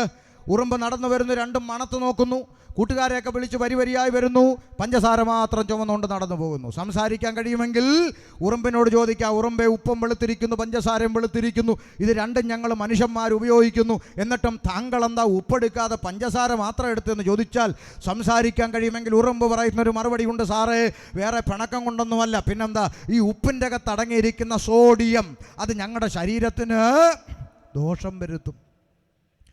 ഇന്ന് രാത്രി തലച്ചോറുണ്ടെങ്കിൽ ചിന്തിക്ക്, നിസാരപ്പെട്ട ഈച്ചയും ഉറുമ്പും തൻ്റെ ശരീരത്തിന് ദോഷം വരുത്തുന്ന വിഷയത്തിൽ നിന്ന് മാറി നടക്കുമ്പോൾ ഇവിടെ ആരോഗ്യമുള്ള മനുഷ്യൻ, വിദ്യാഭ്യാസമുള്ള മനുഷ്യൻ, ആത്മാവുള്ള മനുഷ്യൻ, ചിന്താശേഷിയുള്ള മനുഷ്യൻ ആരോഗ്യത്തിന് ഹാനികരമാണെന്ന് എഴുതി വച്ചിരിക്കുന്ന പാക്കും പാൻപരാഗും പുകവലിയും മദ്യവും രാസലഹരികളുമൊക്കെ അടിക്കുവാൻ പാഞ്ഞോടുമ്പോൾ ഓർക്കണം, ഇത് അറിവില്ലായ്മയല്ല, ഇത് തെറ്റാണ്, കുറ്റമാണ്, ഇതെന്നെ നശിപ്പിക്കും, ക്രിമിനലാക്കുമെന്നറിഞ്ഞിട്ടും ഈ തെറ്റുകളിലേക്ക് തിന്മകളിലേക്ക് മനുഷ്യനെ നയിക്കുന്ന ഒരു അദൃശ്യ ശക്തി അവനെ പിടിമുറുക്കിയിരിക്കുന്നു. അതിനെ വിശുദ്ധ ബൈബിൾ വിളിക്കുന്ന പേരാണ്, സ്നേഹിത, നീ പാപത്തിന്റെ പിടിയിലാണ്. പാപം നിന്നെ പിടിച്ചു മുറുക്കിയിരിക്കുന്നു. പാപമെന്ന് പറയുന്ന ഇരുട്ടിന് മനുഷ്യൻ അടിമപ്പെട്ടു. ഈ പാപത്തിൻ്റെ ഇരുട്ടിൽ മനുഷ്യൻ അടിമപ്പെട്ടപ്പോൾ മനുഷ്യന് സംഭവിച്ച ഏറ്റവും വലിയ ദുരന്തം എന്താണെന്നൊരു വാക്കിൽ പറഞ്ഞ് ഞാൻ ഇന്നത്തെ സന്ദേശം തുടരുമെന്നിടാൻ പോവുകയാണ്. പാപമെന്ന ഇരുട്ടകത്ത് കയറിയപ്പോൾ മനുഷ്യന് സംഭവിച്ച പരാജയങ്ങൾ, ദുരന്തങ്ങൾ, അതിലേറ്റവും പ്രധാനപ്പെട്ടതൊന്ന്, മനുഷ്യൻ സൃഷ്ടിച്ച സൃഷ്ടാവിനെ മറന്നുപോയി, സൃഷ്ടാവിൽ നിന്നകന്നുപോയി, സൃഷ്ടിച്ചവനെ മറന്നു, സൃഷ്ടിക്ക് മഹത്വം കൊടുത്തു. അത് കൊച്ചുകുഞ്ഞിന് മനസ്സിലാകുന്ന ഭാഷയിൽ ഞാൻ നിങ്ങളോട് പറയട്ടെ. മനുഷ്യനെ സൃഷ്ടിച്ചത് ആര്? ഉറക്കെ ഉത്തരം പറ. മനുഷ്യനെ സൃഷ്ടിച്ചത് ആര്? ദൈവം. ഒരു ചോദ്യം കൂടെ, മനുഷ്യനെ സൃഷ്ടിച്ചത് ആരെന്ന് പറഞ്ഞു? ദൈവം. ഒരു ചോദ്യം, ഇന്ന് ദൈവത്തെ സൃഷ്ടിക്കുന്നത് ആര്? മനുഷ്യൻ. അത്രയേ ഉള്ളൂ ഉത്തരം. മനുഷ്യനെ സൃഷ്ടിച്ചത് ആര്? ദൈവം. ഇന്ന് ദൈവത്തെ സൃഷ്ടിക്കുന്ന ആര്? മനുഷ്യൻ. ഈ മൂക്കി ശ്വാസമുള്ള പേട്ട് മനുഷ്യൻ, മേപ്പോട്ട് വലിക്കുന്ന ശ്വാസം കീപ്പോട്ട് വിടാൻ പറ്റാതെ പോയാൽ വാഴത്തടി പോലെ കിടക്കുന്ന ഈ പേട്ട് മനുഷ്യൻ ഇന്ന് സൃഷ്ടാവിനെ സൃഷ്ടിക്കുന്നു. എങ്ങനെ വേണം? ബ്ലാക്ക് ആൻഡ് വൈറ്റ് വേണോ, കളർ വേണോ, ഇരിക്കുന്ന വേണോ, കിടക്കുന്ന വേണോ, നടക്കുന്ന വേണോ, ഇരുകാലം മനുഷ്യൻ നിർമ്മിച്ചു തരുന്ന ഗതികേടിലേക്ക് എത്തി കാലം മാറി. ദൈവവിശ്വാസങ്ങൾക്കപ്പുറത്ത് ഇവിടെ മനുഷ്യനെ പിടിച്ച് ആൾ ദൈവങ്ങളാക്കി. ഞാൻ മേപ്പോട്ട് വലിക്കുന്ന ശ്വാസം കീപ്പോട്ട് വിടാൻ കഴിയാതെ കിടന്ന് പോയാൽ വാഴപ്പിണ്ടി പോലെ കിടക്കുന്ന മനുഷ്യൻ ഒരു ശ്വാസത്തിന് ബുദ്ധിമുട്ടിയാൽ ദാ പുലേനാർ കോട്ടയിൽ പോയി കിടന്ന് വലിക്കുന്ന മനുഷ്യൻ ഇവിടെ ആൾ ദൈവങ്ങളായി മാറി. കഴിഞ്ഞ ചില മാസങ്ങൾക്ക് മുമ്പ് പത്രത്തിൽ ഞാനും വായിച്ചൊരു വാർത്ത, കേരളത്തിൽ അറിയപ്പെടുന്ന ഒരാൾ ദൈവത്തിന് പനിയാണ്, പ്രാർത്ഥിക്കണം, എന്നിട്ടും മനസ്സിലാകാത്ത മണ്ടന്മാരുടെ കേരളം. അതുകൊണ്ട് മൂക്കിൽ ശ്വാസമുള്ള പേട്ട് മനുഷ്യൻ പാപമകത്ത് കയറിയപ്പോൾ സൃഷ്ടാവിനെ മറന്നുപോയി, സൃഷ്ടാവിൽ നിന്ന് അകന്നുപോയി. സൃഷ്ടാവിന് കൊടുക്കേണ്ട മഹത്വം മനുഷ്യൻ സൃഷ്ടിക്ക് കൈമാറിക്കൊണ്ട് ദൈവത്തിൽ നിന്ന് അകന്നുപോയി, ഈശ്വരനിൽ നിന്ന് അകന്നുപോയി, പടച്ചവനിൽ നിന്ന് അകന്നുപോയി, സകല തിന്മകളിലേക്കും വഴിമാറി. ഈ ഇരുട്ടവൻ്റെ അകത്ത് കുടിയേറിയ കാലം മുതൽ ഒരു മോക്ഷത്തിനായി മനുഷ്യൻ്റെ ഹൃദയം കൊതിക്കുകയാണ്. ആ മോക്ഷത്തിനായി അവൻ ഈശ്വരന്മാരോട് ആ കാലഘട്ടം മുതൽ നിലവിളി തുടങ്ങി. ഇവിടുത്തെ ഹൈന്ദവ സഹോദരങ്ങളോട് നിങ്ങൾ ചോദിച്ചാൽ അവർ പറയും, ശരിയാ, പുരാണങ്ങളിൽ ഇരുട്ടിൽ നിന്ന് വെളിച്ചത്തിലേക്ക് നയിക്കൂ ഭഗവൻ എന്നൊരു പ്രാർത്ഥന തന്നെയുണ്ട്. എന്താ? അസതോ മാം സദ്ഗമയ എന്നും തമസോ മാം ജ്യോതിർഗമയ എന്നും മൃത്യോ മാം അമൃതംഗമയ എന്നും മനുഷ്യൻ നിലവിളിച്ചതിൻ്റെ കാരണം എന്താ? ആ സത്തിൽ നിന്ന് സത്തിലേക്ക് നയിക്കൂ ഭഗവനെന്നും ഇരുട്ടിൽ നിന്ന് വെളിച്ചത്തിൽ വെളിച്ചത്തിലേക്ക് നയിക്കൂ ഭഗവനെന്നും, മരണത്തിൽ നിന്ന് ജീവനിലേക്ക് നയിക്കൂ ഭഗവനെന്നും മനുഷ്യൻ നിലവിളിച്ചു. ഇരുട്ടിൽ നിന്നൊരു വെളിച്ചം തേടി മനുഷ്യൻ അലഞ്ഞു, ഒരു മോക്ഷം തേടി. ഇസ്ലാമിക സഹോദരങ്ങൾ ഇവിടെ ഉണ്ടെങ്കിൽ ചോദിക്കണം, നിങ്ങൾക്ക് അങ്ങനെയുള്ള പ്രാർത്ഥനാ സൂക്തങ്ങൾ വല്ലതും നിങ്ങളുടെ ഗ്രന്ഥങ്ങളിലുണ്ടോ ചോദിച്ചാൽ അവർ പറയും ഉണ്ട്. ആമേ, ഖുർആന് സമീപമായി അവർ സ്നേഹിക്കുന്ന സ്വഹീഹായ ഹദീസുകൾ എന്ന് പറയുന്ന ഗ്രന്ഥങ്ങളുണ്ട്. ഈ ഹദീസുകളിൽ എഴുതപ്പെട്ട പ്രവാചകന്മാരുടെ പ്രാർത്ഥനാ സൂക്തങ്ങളിൽ ഒന്ന് ഇങ്ങനെയാണ് രേഖപ്പെടുത്തിയിരിക്കുന്നത്: റബ്ബിൽ ആലമീനായ തമ്പുരാനെ, നീ എൻ്റെ പാപത്തെ മഞ്ഞുവെള്ളം കൊണ്ട് കഴുകുന്നില്ലെങ്കിൽ ഇഹത്തിലും പരത്തിലും എനിക്ക് യാതൊരു നന്മയും ലഭിക്കില്ലല്ലോ റബ്ബേ എന്ന് പ്രവാചകന്റെ പ്രാർത്ഥനാ സൂക്തം കുറിച്ചു വെച്ചു. ഇനി ക്രിസ്ത്യാനിയോട് ചോദിക്കും, ശരിയാണോ? താങ്കളുടെ പുസ്തകത്തിൽ അങ്ങനെയുണ്ടോ? പൗലോസ് ലീഹ ഇങ്ങനെ എഴുതി വെച്ചു: അയ്യോ, ഞാൻ അരിഷ്ട മനുഷ്യൻ, പാപത്തിനടിമയായ ശരീരത്തിൽ നിന്ന് എന്നെ ആര് വിടുവിക്കും? സകല വേദങ്ങളും ഒന്നിച്ചൊരുപോലെ പറഞ്ഞു, മനുഷ്യൻ ഇരുട്ടിലാണ്, അവനൊരു വെളിച്ചത്തിൻ്റെ ആവശ്യമുണ്ട്. ആ വെളിച്ചം തേടി മനുഷ്യൻ അലഞ്ഞു, കിട്ടിയില്ല. നേർച്ച കാഴ്ചകൾ നടത്തി കിട്ടിയില്ല, തീർത്ഥയാത്രകൾ നടത്തി കിട്ടിയില്ല, പുണ്യകർമ്മക്രിയാദികൾ നടത്തി നോക്കി കിട്ടിയില്ല. എന്തിനധികം പറയുന്നു, മോക്ഷം തേടി, ഈശ്വര കടാക്ഷം തേടി പത്തനംതിട്ട ഇലന്തൂരിൽ ഒരു മനുഷ്യനെ കഷ്ണം കഷ്ണമായി വെട്ടിനുറുക്കും നരബലി നടത്തി നോക്കി, കിട്ടിയോ? മോക്ഷം കിട്ടിയില്ല. അകത്ത് കിടന്ന് ഉണ്ട തിന്നുകയാണ് ഉത്തരം. അങ്ങനെങ്കിൽ സകല മനുഷ്യന്മാരും മോക്ഷം തേടി അലഞ്ഞ് ഇരുട്ടിൽ നിന്ന് വെളിച്ചത്തിലേക്ക് നയിക്കൂ ഭഗവനെന്ന് നിലവിളിച്ച സകല മനുഷ്യൻ്റെയും നിലവിളിക്ക് മറുപടിയായി ഇന്നേക്ക് 2000 വർഷങ്ങൾക്കപ്പുറത്ത് സാക്ഷാൽ ഈശ്വരൻ പടച്ചവൻ സൃഷ്ടാവ് വേഷത്തിൽ മനുഷ്യനായി ലോകത്തിലേക്ക് ഇറങ്ങി വന്ന് പാലസ്തീൻ്റെ പച്ചമണ്ണിൽ കാലമർത്തി ചവിട്ടി നിന്ന് ലോകത്തോട് ഇങ്ങനെ വിളംബരം ചെയ്തു: ഞാൻ ലോകത്തിൻ്റെ വെളിച്ചമാകുന്നു, എന്നിൽ വസിക്കുന്നവരാരും ഇരുളിൽ നടക്കുകയില്ല. ഇന്ന് രാത്രി ഉച്ചക്കടയോട് വിളംബരം ചെയ്യുന്നു: ഞാൻ ലോകത്തിന്റെ വെളിച്ചമാണെന്ന് അവകാശത്തോടെ അധികാരത്തോടെ ലോകത്തോട് പ്രസ്താവിച്ച, ലോകം കണ്ട ഒരേ ഒരു പ്രസംഗകൻ, ലോകം കണ്ട ഒരേ ഒരു പ്രവാചകൻ, ലോകം കണ്ട ഒരേ ഒരു മഹാഗുരു, ലോകം കണ്ട ഒരേ ഒരു ദൈവം, അവനത്ര ഇന്ന് രാത്രി ഉച്ചക്കടയിൽ ഷമീർ അബ്ദുൽ സലാം പ്രസംഗിക്കുന്ന നസ്രത്തുകാരനായ യേശു ക്രിസ്തുവിന്റെ വാക്കുകൾ. അങ്ങനെങ്കിൽ ഇന്ന് രാത്രി ഞാൻ ഇങ്ങനെ അവസാനിപ്പിക്കട്ടെ: മറ്റൊരുത്തനിലും രക്ഷയില്ല. മാനവജാതിക്ക് രക്ഷ പ്രാപിപ്പാൻ, ഈ ഇരുട്ടിൽ നിന്ന് വെളിച്ചത്തിലേക്ക് നയിക്കപ്പെടുവാൻ, തിന്മയിൽ നിന്ന് നന്മയിലേക്ക് കാലെടുത്തു വയ്ക്കുവാൻ ആകാശത്തിന്റെ കീഴിൽ മനുഷ്യരുടെ ഇടയിൽ നൽകപ്പെട്ട ഏകനാമം, അത് കർത്താവായ യേശു ക്രിസ്തു എന്ന ഏകനാമം. ഈ സന്ദേശം തിരിച്ചറിഞ്ഞാണ് ഞങ്ങൾ യേശുവിൻ്റെ പിന്നാലെ ഇറങ്ങി തിരിച്ചത്. അല്ലാതെ ഈ പ്രസംഗം ഇഷ്ടപ്പെട്ട് ഇവന്മാരുടെ കൂടെ കൂടിയാലോ എന്ന് വിചാരിച്ചതൊന്നും അല്ല. അങ്ങനെ ആർക്കായി ഈ പ്രസംഗം ഇഷ്ടം? ഇപ്പം ഈ ഉച്ചക്കടയിൽ ചുംബന സമരമായിരുന്നെങ്കിൽ ഈ പഞ്ചായത്തിലെ മുഴുവൻ ആളുകളും ഇവിടെ വന്നേനെ, ഇല്ലേ? മഴയോ വെയിലോ ഒന്നും നോക്കാതെ വന്നേ. എന്നാൽ ചുംബിക്കല്ലേ, അത് തെറ്റാണെന്നൊക്കെ പറയുന്നവന് കാലേ വാരി ഭിത്തിയിലടിക്കുന്ന ചേട്ടന്മാരുള്ള നാട്ടിൽ ഈ കുടിക്കല്ലേ, വലിക്കല്ലേ, തെറ്റിപ്പോകല്ലേ എന്നൊക്കെ പറയുന്ന പ്രസംഗമൊക്കെ ഇവിടെ ആർക്കാ ഇഷ്ടം? ഞങ്ങളാരും ഇഷ്ടപ്പെട്ടതിൻ്റെ പുറകെ കൂടിയവരല്ല. ദേ ഇരിക്കുന്ന ഒരു കൂട്ടം ചെറുപ്പക്കാർ കണ്ടോ, ആരോഗ്യവും ഒക്കെ ഉള്ള ചെറുപ്പക്കാർ, ഈ പ്രായത്തിലുള്ള പിള്ളേർ പ്രാർത്ഥനയൊന്നും ദൈവം എന്നൊക്കെ പറഞ്ഞു വന്ന് കസേരയിൽ ഇരിക്കുന്നത് തന്നെയാണ് മാതാപിതാക്കൾക്ക് കിട്ടുന്ന ലോട്ടറി, അല്ലേ? പണ്ട് നമ്മൾ പറഞ്ഞിരുന്ന നമ്മുടെ കൊച്ചു 10 മണി തൊട്ട് 4 മണി വരെ സ്കൂളിലായതുകൊണ്ട് പണ്ട് നമ്മൾ പറഞ്ഞു 10 തൊട്ട് 4 വരെങ്കിലും കൊച്ചു സുരക്ഷിതനാണെന്ന് പറഞ്ഞൊരു കാലം ഉണ്ടായിരുന്നു. ഇന്നതാണോ? സ്കൂളിലേക്ക് അയച്ചാൽ പോലും ക്യാമ്പസുകളിലും കലാലയങ്ങളിലും ചൂടപ്പം പോലെ വിറ്റഴിക്കപ്പെടുന്ന രാസലഹരികൾക്ക് അടിമപ്പെട്ട് പുറത്തു വരുന്ന കുഞ്ഞുങ്ങളുടെ പിറകെ പോലീസുണ്ടോ എന്ന് പേടിച്ചിരിക്കുന്ന അമ്മമാരായിരുന്നു വീട്ടിൻ്റെ അകത്തുള്ളത്. ആ കാലഘട്ടത്തിൽ ഇതുപോലുള്ള ചെറുപ്പക്കാർ ഒരു തെറ്റിലേക്ക് പോകാതെ അവർ ദൈവമെന്ന് പറഞ്ഞു വന്നിരിക്കുന്നെങ്കിൽ അതല്ലേ ലോട്ടറി? പ്രസംഗം ഇഷ്ടപ്പെട്ട് പിറകെ വന്നതല്ല. ആർക്കും ഇഷ്ടമല്ല, എനിക്കും ഇഷ്ടമല്ലായിരുന്നു. ഇന്നേക്ക് 23 വർഷങ്ങൾക്ക് അപ്പുറം പഠിച്ചാൽ 2002 വരെ എൻ്റെ നാട്ടിലെ എൻ്റെ കവലയിൽ ഞാനും എൻ്റെ കൂട്ടുകാരുമായി ഒത്തുകൂടുമ്പോൾ സന്ധ്യാസമയത്ത് ഒത്തുകൂടുന്ന കൂട്ടുകാരുടെ ആദ്യത്തെ ഡയലോഗ് എന്താണെന്ന് നാട്ടിലെ ചേട്ടന്മാരോട് ചോദിച്ചാൽ അറിയാം. ഞങ്ങൾ കൂട്ടുകാർ കൂടിയാൽ ആദ്യത്തെ ഡയലോഗ് ഷെയർഡളിയ കുപ്പിയെടുക്കാമെന്ന, ഷെയർഡളിയ കുപ്പിയെടുക്കാമെന്ന്. കൂട്ടുകാരുമായി പിരിവിട്ട് കുപ്പിയെടുത്ത് വെള്ളമടിച്ച് ആളില്ലാതെ പണി നടക്കുന്ന വീട്ടിൻ്റെയൊക്കെ ടെറസിൻ്റെ മേലെ വലിഞ്ഞു കയറി സന്ധ്യയ്ക്ക് പാട്ടും കൂത്തും ഗാനമേള നടത്തി, പൊറോട്ട ഇറച്ചിയും മേടിച്ച് വെച്ച് കുപ്പിയും പൊട്ടിച്ച് ഗാനമേള നടത്തി. അടുത്ത ദിവസത്തെ കുപ്പിക്ക് പണം കണ്ടെത്താൻ നാട്ടുകാരുടെ മരച്ചീനിയും തേങ്ങയും കരിക്കുമൊക്കെ ചാക്കിലാക്കി കൂട്ടുകാരുമായി ഉത്സവപ്പറമ്പ് തോറും അടിയുണ്ടാക്കി നടന്നൊരു ഭൂതകാലം ഷമീറിൻ്റെ ജീവിതത്തിലുണ്ടായിരുന്നു. ആ കാലത്ത് ഇതുപോലെ കവലയിൽ കോളാമ്പ്യം പിടിച്ച് മീശം മടിച്ച് കുടിക്കല്ലേ വലിക്കല്ലേ എന്ന് പ്രസംഗിക്കുന്ന ഉപദേശിമാരെ കണ്ടാലുണ്ടല്ലോ, ഇവൻ്റെ ചെവിക്കല്ലിനിട്ടൊന്ന് കൊടുത്താൽ എന്താണെന്ന് എനിക്ക് തോന്നിയിട്ടുണ്ട് പലവട്ടം. അതുകൊണ്ട് അങ്ങനെ ആർക്കെങ്കിലും തോന്നുന്നെങ്കിൽ വിഷമിക്കണ്ട, മാറും. ചിലപ്പോൾ തോന്നും, അതുകൊണ്ടാണ്.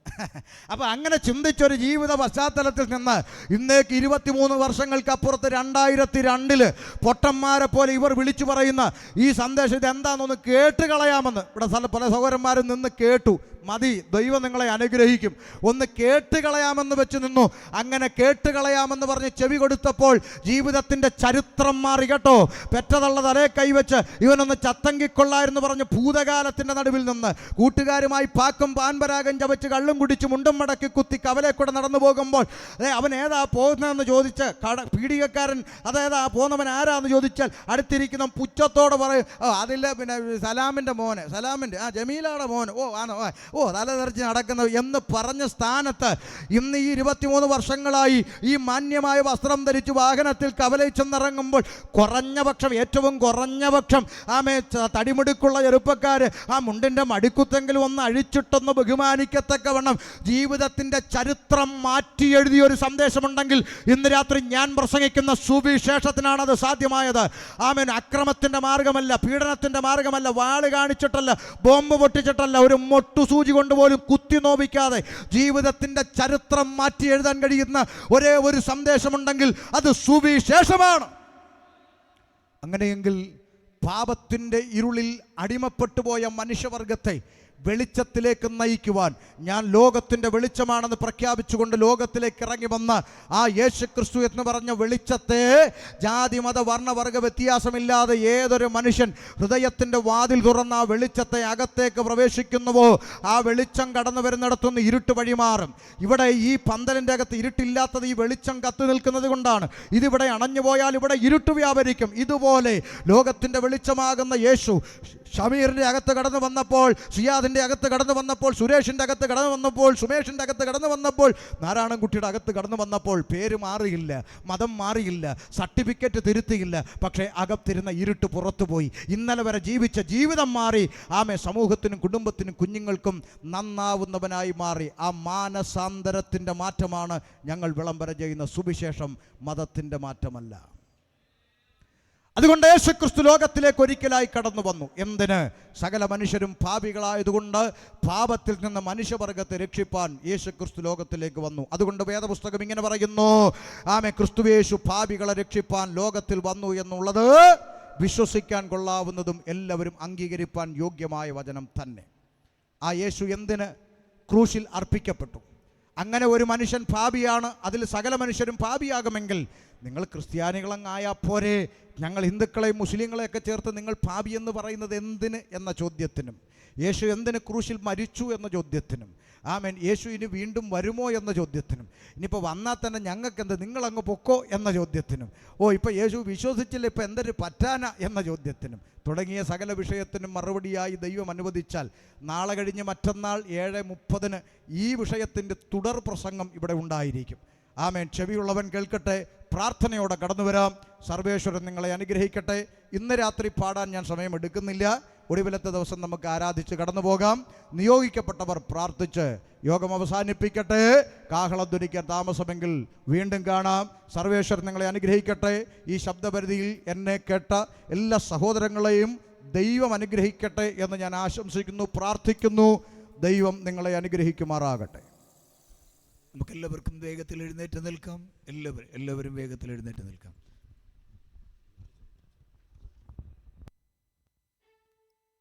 Praise the Lord. Hallelujah. Jesus ജീവന്റെ ഉറവിടം ക്രിസ്തുവത്രേ, നാവിനാലവനെ നാം ഘോഷിക്കാം. ജീവന്റെ ഉറവിടം ക്രിസ്തുവത്രേ, നാവിനാലവനെ നാം ഘോഷിക്കാം. അവനത്രേ എൻ പാപകരൻ, തൻ ജീവനാൽ എന്നെയും വീണ്ടെടുത്തു. യേശുവത്രേ എൻ പാപകരൻ, തൻ ജീവനാൽ എന്നെയും വീണ്ടെടുത്തു. താഴ്ചയിൽ എനിക്കവൻ തണലേകി, താങ്ങി എന്നെ വീഴ്ചയിൽ വഴി നടത്തേ. താഴ്ചയിൽ എനിക്കവൻ തണലേകി, താങ്ങി എന്നെ വീഴ്ചയിൽ വഴി നടത്തി. തുടച്ചെന്റെ കണ്ണുനീർ പൊൻകരത്താൽ, തുടിക്കുന്ന മനം സ്വർഗ സന്തോഷത്താൽ. തുടച്ചെന്റെ കണ്ണുനീർ പൊൻകരത്താൽ തുടിക്കുന്ന മനം സ്വർഗ സന്തോഷത്താൽ. ഓ ജീവന്റെ ഉറവിടം ക്രിസ്തുവത്രേ, നാവിനാൽ അവനെ നാം ഘോഷിക്കാം.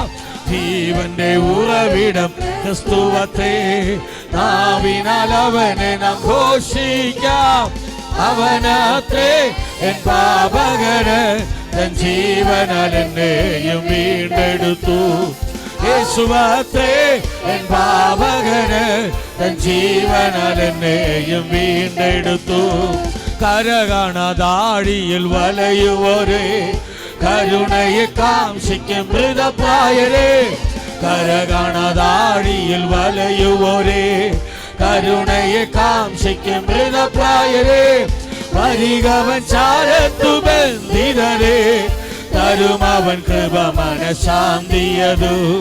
വരികവൻ ചാരത്തു ബന്ധിതരേ, തരുമവൻ കൃപ മനഃശാന്തിയതു. ഓ ജീവന്റെ ഉറവിടം ക്രിസ്തുവത്രേ, നാവിനാൽ അവനെ നാം ഘോഷിക്കാം. ജീവന്റെ ഉറവിടം ആമേൻ, നാവിനാൽ അവനെ നാം ഘോഷിക്കാം. അവനത്രേ എൻ പാപകരൻ, തൻ ജീവനാൽ എന്നെയും വീണ്ടെടുത്തു. ഓ യേശുവത്രേ എൻ പാപകരൻ, തൻ ജീവനാൽ എന്നെയും വീണ്ടെടുത്തു. ഓ യേശുവത്രേ എൻ പാപകരൻ, തൻ ജീവനാൽ എന്നെയും വീണ്ടെടുത്തു. ഓ യേശുവത്രേ എൻ പാപകരൻ, തൻ ജീവനാൽ. കർത്താവ് തന്റെ ജീവനാൽ നമ്മെ വീണ്ടെടുത്തതിനാൽ സകല മാനവജാതിയുടെയും പാപത്തിന്റെ പരിഹാരത്തിന് വേണ്ടി യേശു കർത്താവ് അർപ്പിക്കപ്പെട്ടതിനാൽ സകല മാനവജാതിയെ പാപത്തിൽ നിന്ന് രക്ഷിക്കുന്ന ഒരേ ഒരു ദൈവം യേശുവാകുന്നതിനാൽ ആ കരങ്ങളെ അടിച്ച നല്ല കർത്താവിന് എല്ലാവരും സ്തോത്രം ചെയ്യാം. ഹല്ലേലൂയ.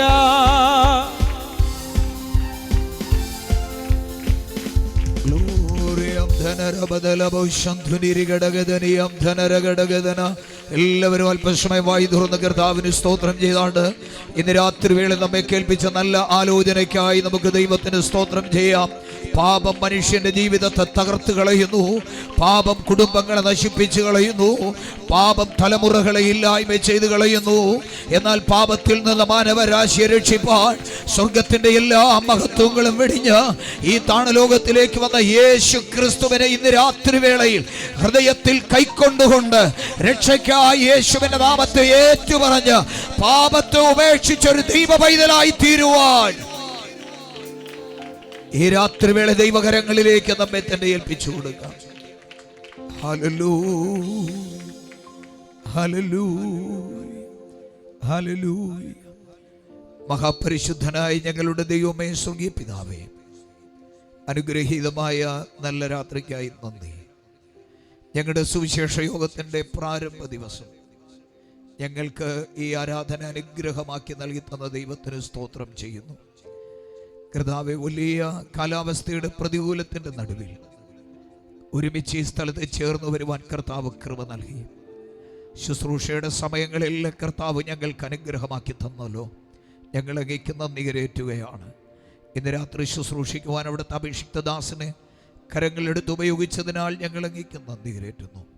ഈ രാത്രി ബലഹീനതയോടെ വന്നിരിക്കുന്ന ജനത്തിന് വേണ്ടി ഞാൻ പ്രാർത്ഥിക്കുന്നു. യേശുവിൻ്റെ നാമത്തിൽ രോഗത്താൽ ഭാരപ്പെട്ടിരിക്കുന്നവർ യേശുവിൻ്റെ നാമത്തിൽ അവർ സൗഖ്യം പ്രാപിക്കണം. സമാധാനമില്ലാതെ ഈ ഗ്രൗണ്ടിൽ വന്നിരിക്കുന്നവർ യേശുവിൻ്റെ നാമത്തിൽ അവർ സമാധാനം പ്രാപിക്കണം. ജീവിതത്തിൽ ലക്ഷ്യം നഷ്ടപ്പെട്ട് എല്ലാം തകർന്നു പോയി ഇനി എൻ്റെ ജീവിതം കൊണ്ട് യാതൊരു പ്രയോജനവുമില്ല എന്ന നിലകളിൽ ഭാരത്തോടുകൂടെ ഇരിക്കുന്നവരാരെങ്കിലും ഉണ്ടെങ്കിൽ ഇന്ന് രാത്രി വേളയിൽ യേശുവിൻ്റെ ആണിപ്പഴുതുള്ള കരം ആ വ്യക്തികളെ തൊട്ട്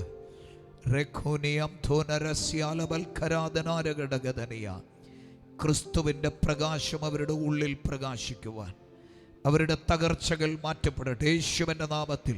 ഇന്ന് രാത്രി വേള ബലഹീനതയോടെ വന്നിരിക്കുന്ന എല്ലാവരും ഒരു നിമിഷം സ്തോത്രം ചെയ്ത് പ്രാർത്ഥിക്കുക. ഈ നിമിഷം ആ ദൈവിക സൗഖ്യം ഓരോരുത്തരുടെ മേലും ഇറങ്ങി വരട്ടെ. ഇന്ന് രാത്രി യേശുവിൻ്റെ കരം വ്യക്തികളെ തൊടുമാറാകട്ടെ. യേശുവിൻ്റെ നാമത്തിൽ അവർ സൗഖ്യം അനുഭവിക്കട്ടെ എന്ന് പ്രാർത്ഥിക്കുന്നു.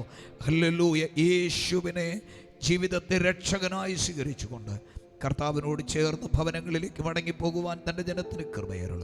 പാട്ടുകൾ പാടി ദൈവത്തെ സ്തുതിക്കുവാൻ പ്രിയ കർത്തദാസനെ, കോർ മെമ്പേഴ്സിനെ, ഹല്ലേലൂയ, ഇൻസ്ട്രുമെൻസുകൾ ഉപയോഗിക്കാൻ പ്രിയ കുഞ്ഞുങ്ങളെ ദൈവം ഉപയോഗിച്ചതിനായി സ്തോത്രം ചെയ്തു. ശബ്ദത്തെയും വെളിച്ചത്തെയും എല്ലാം ഇത്രത്തോളം ദൈവം ഞങ്ങൾക്ക് അനുകൂലമാക്കി നൽകിയ ദൈവത്തിന് നന്ദി പറയുന്നു.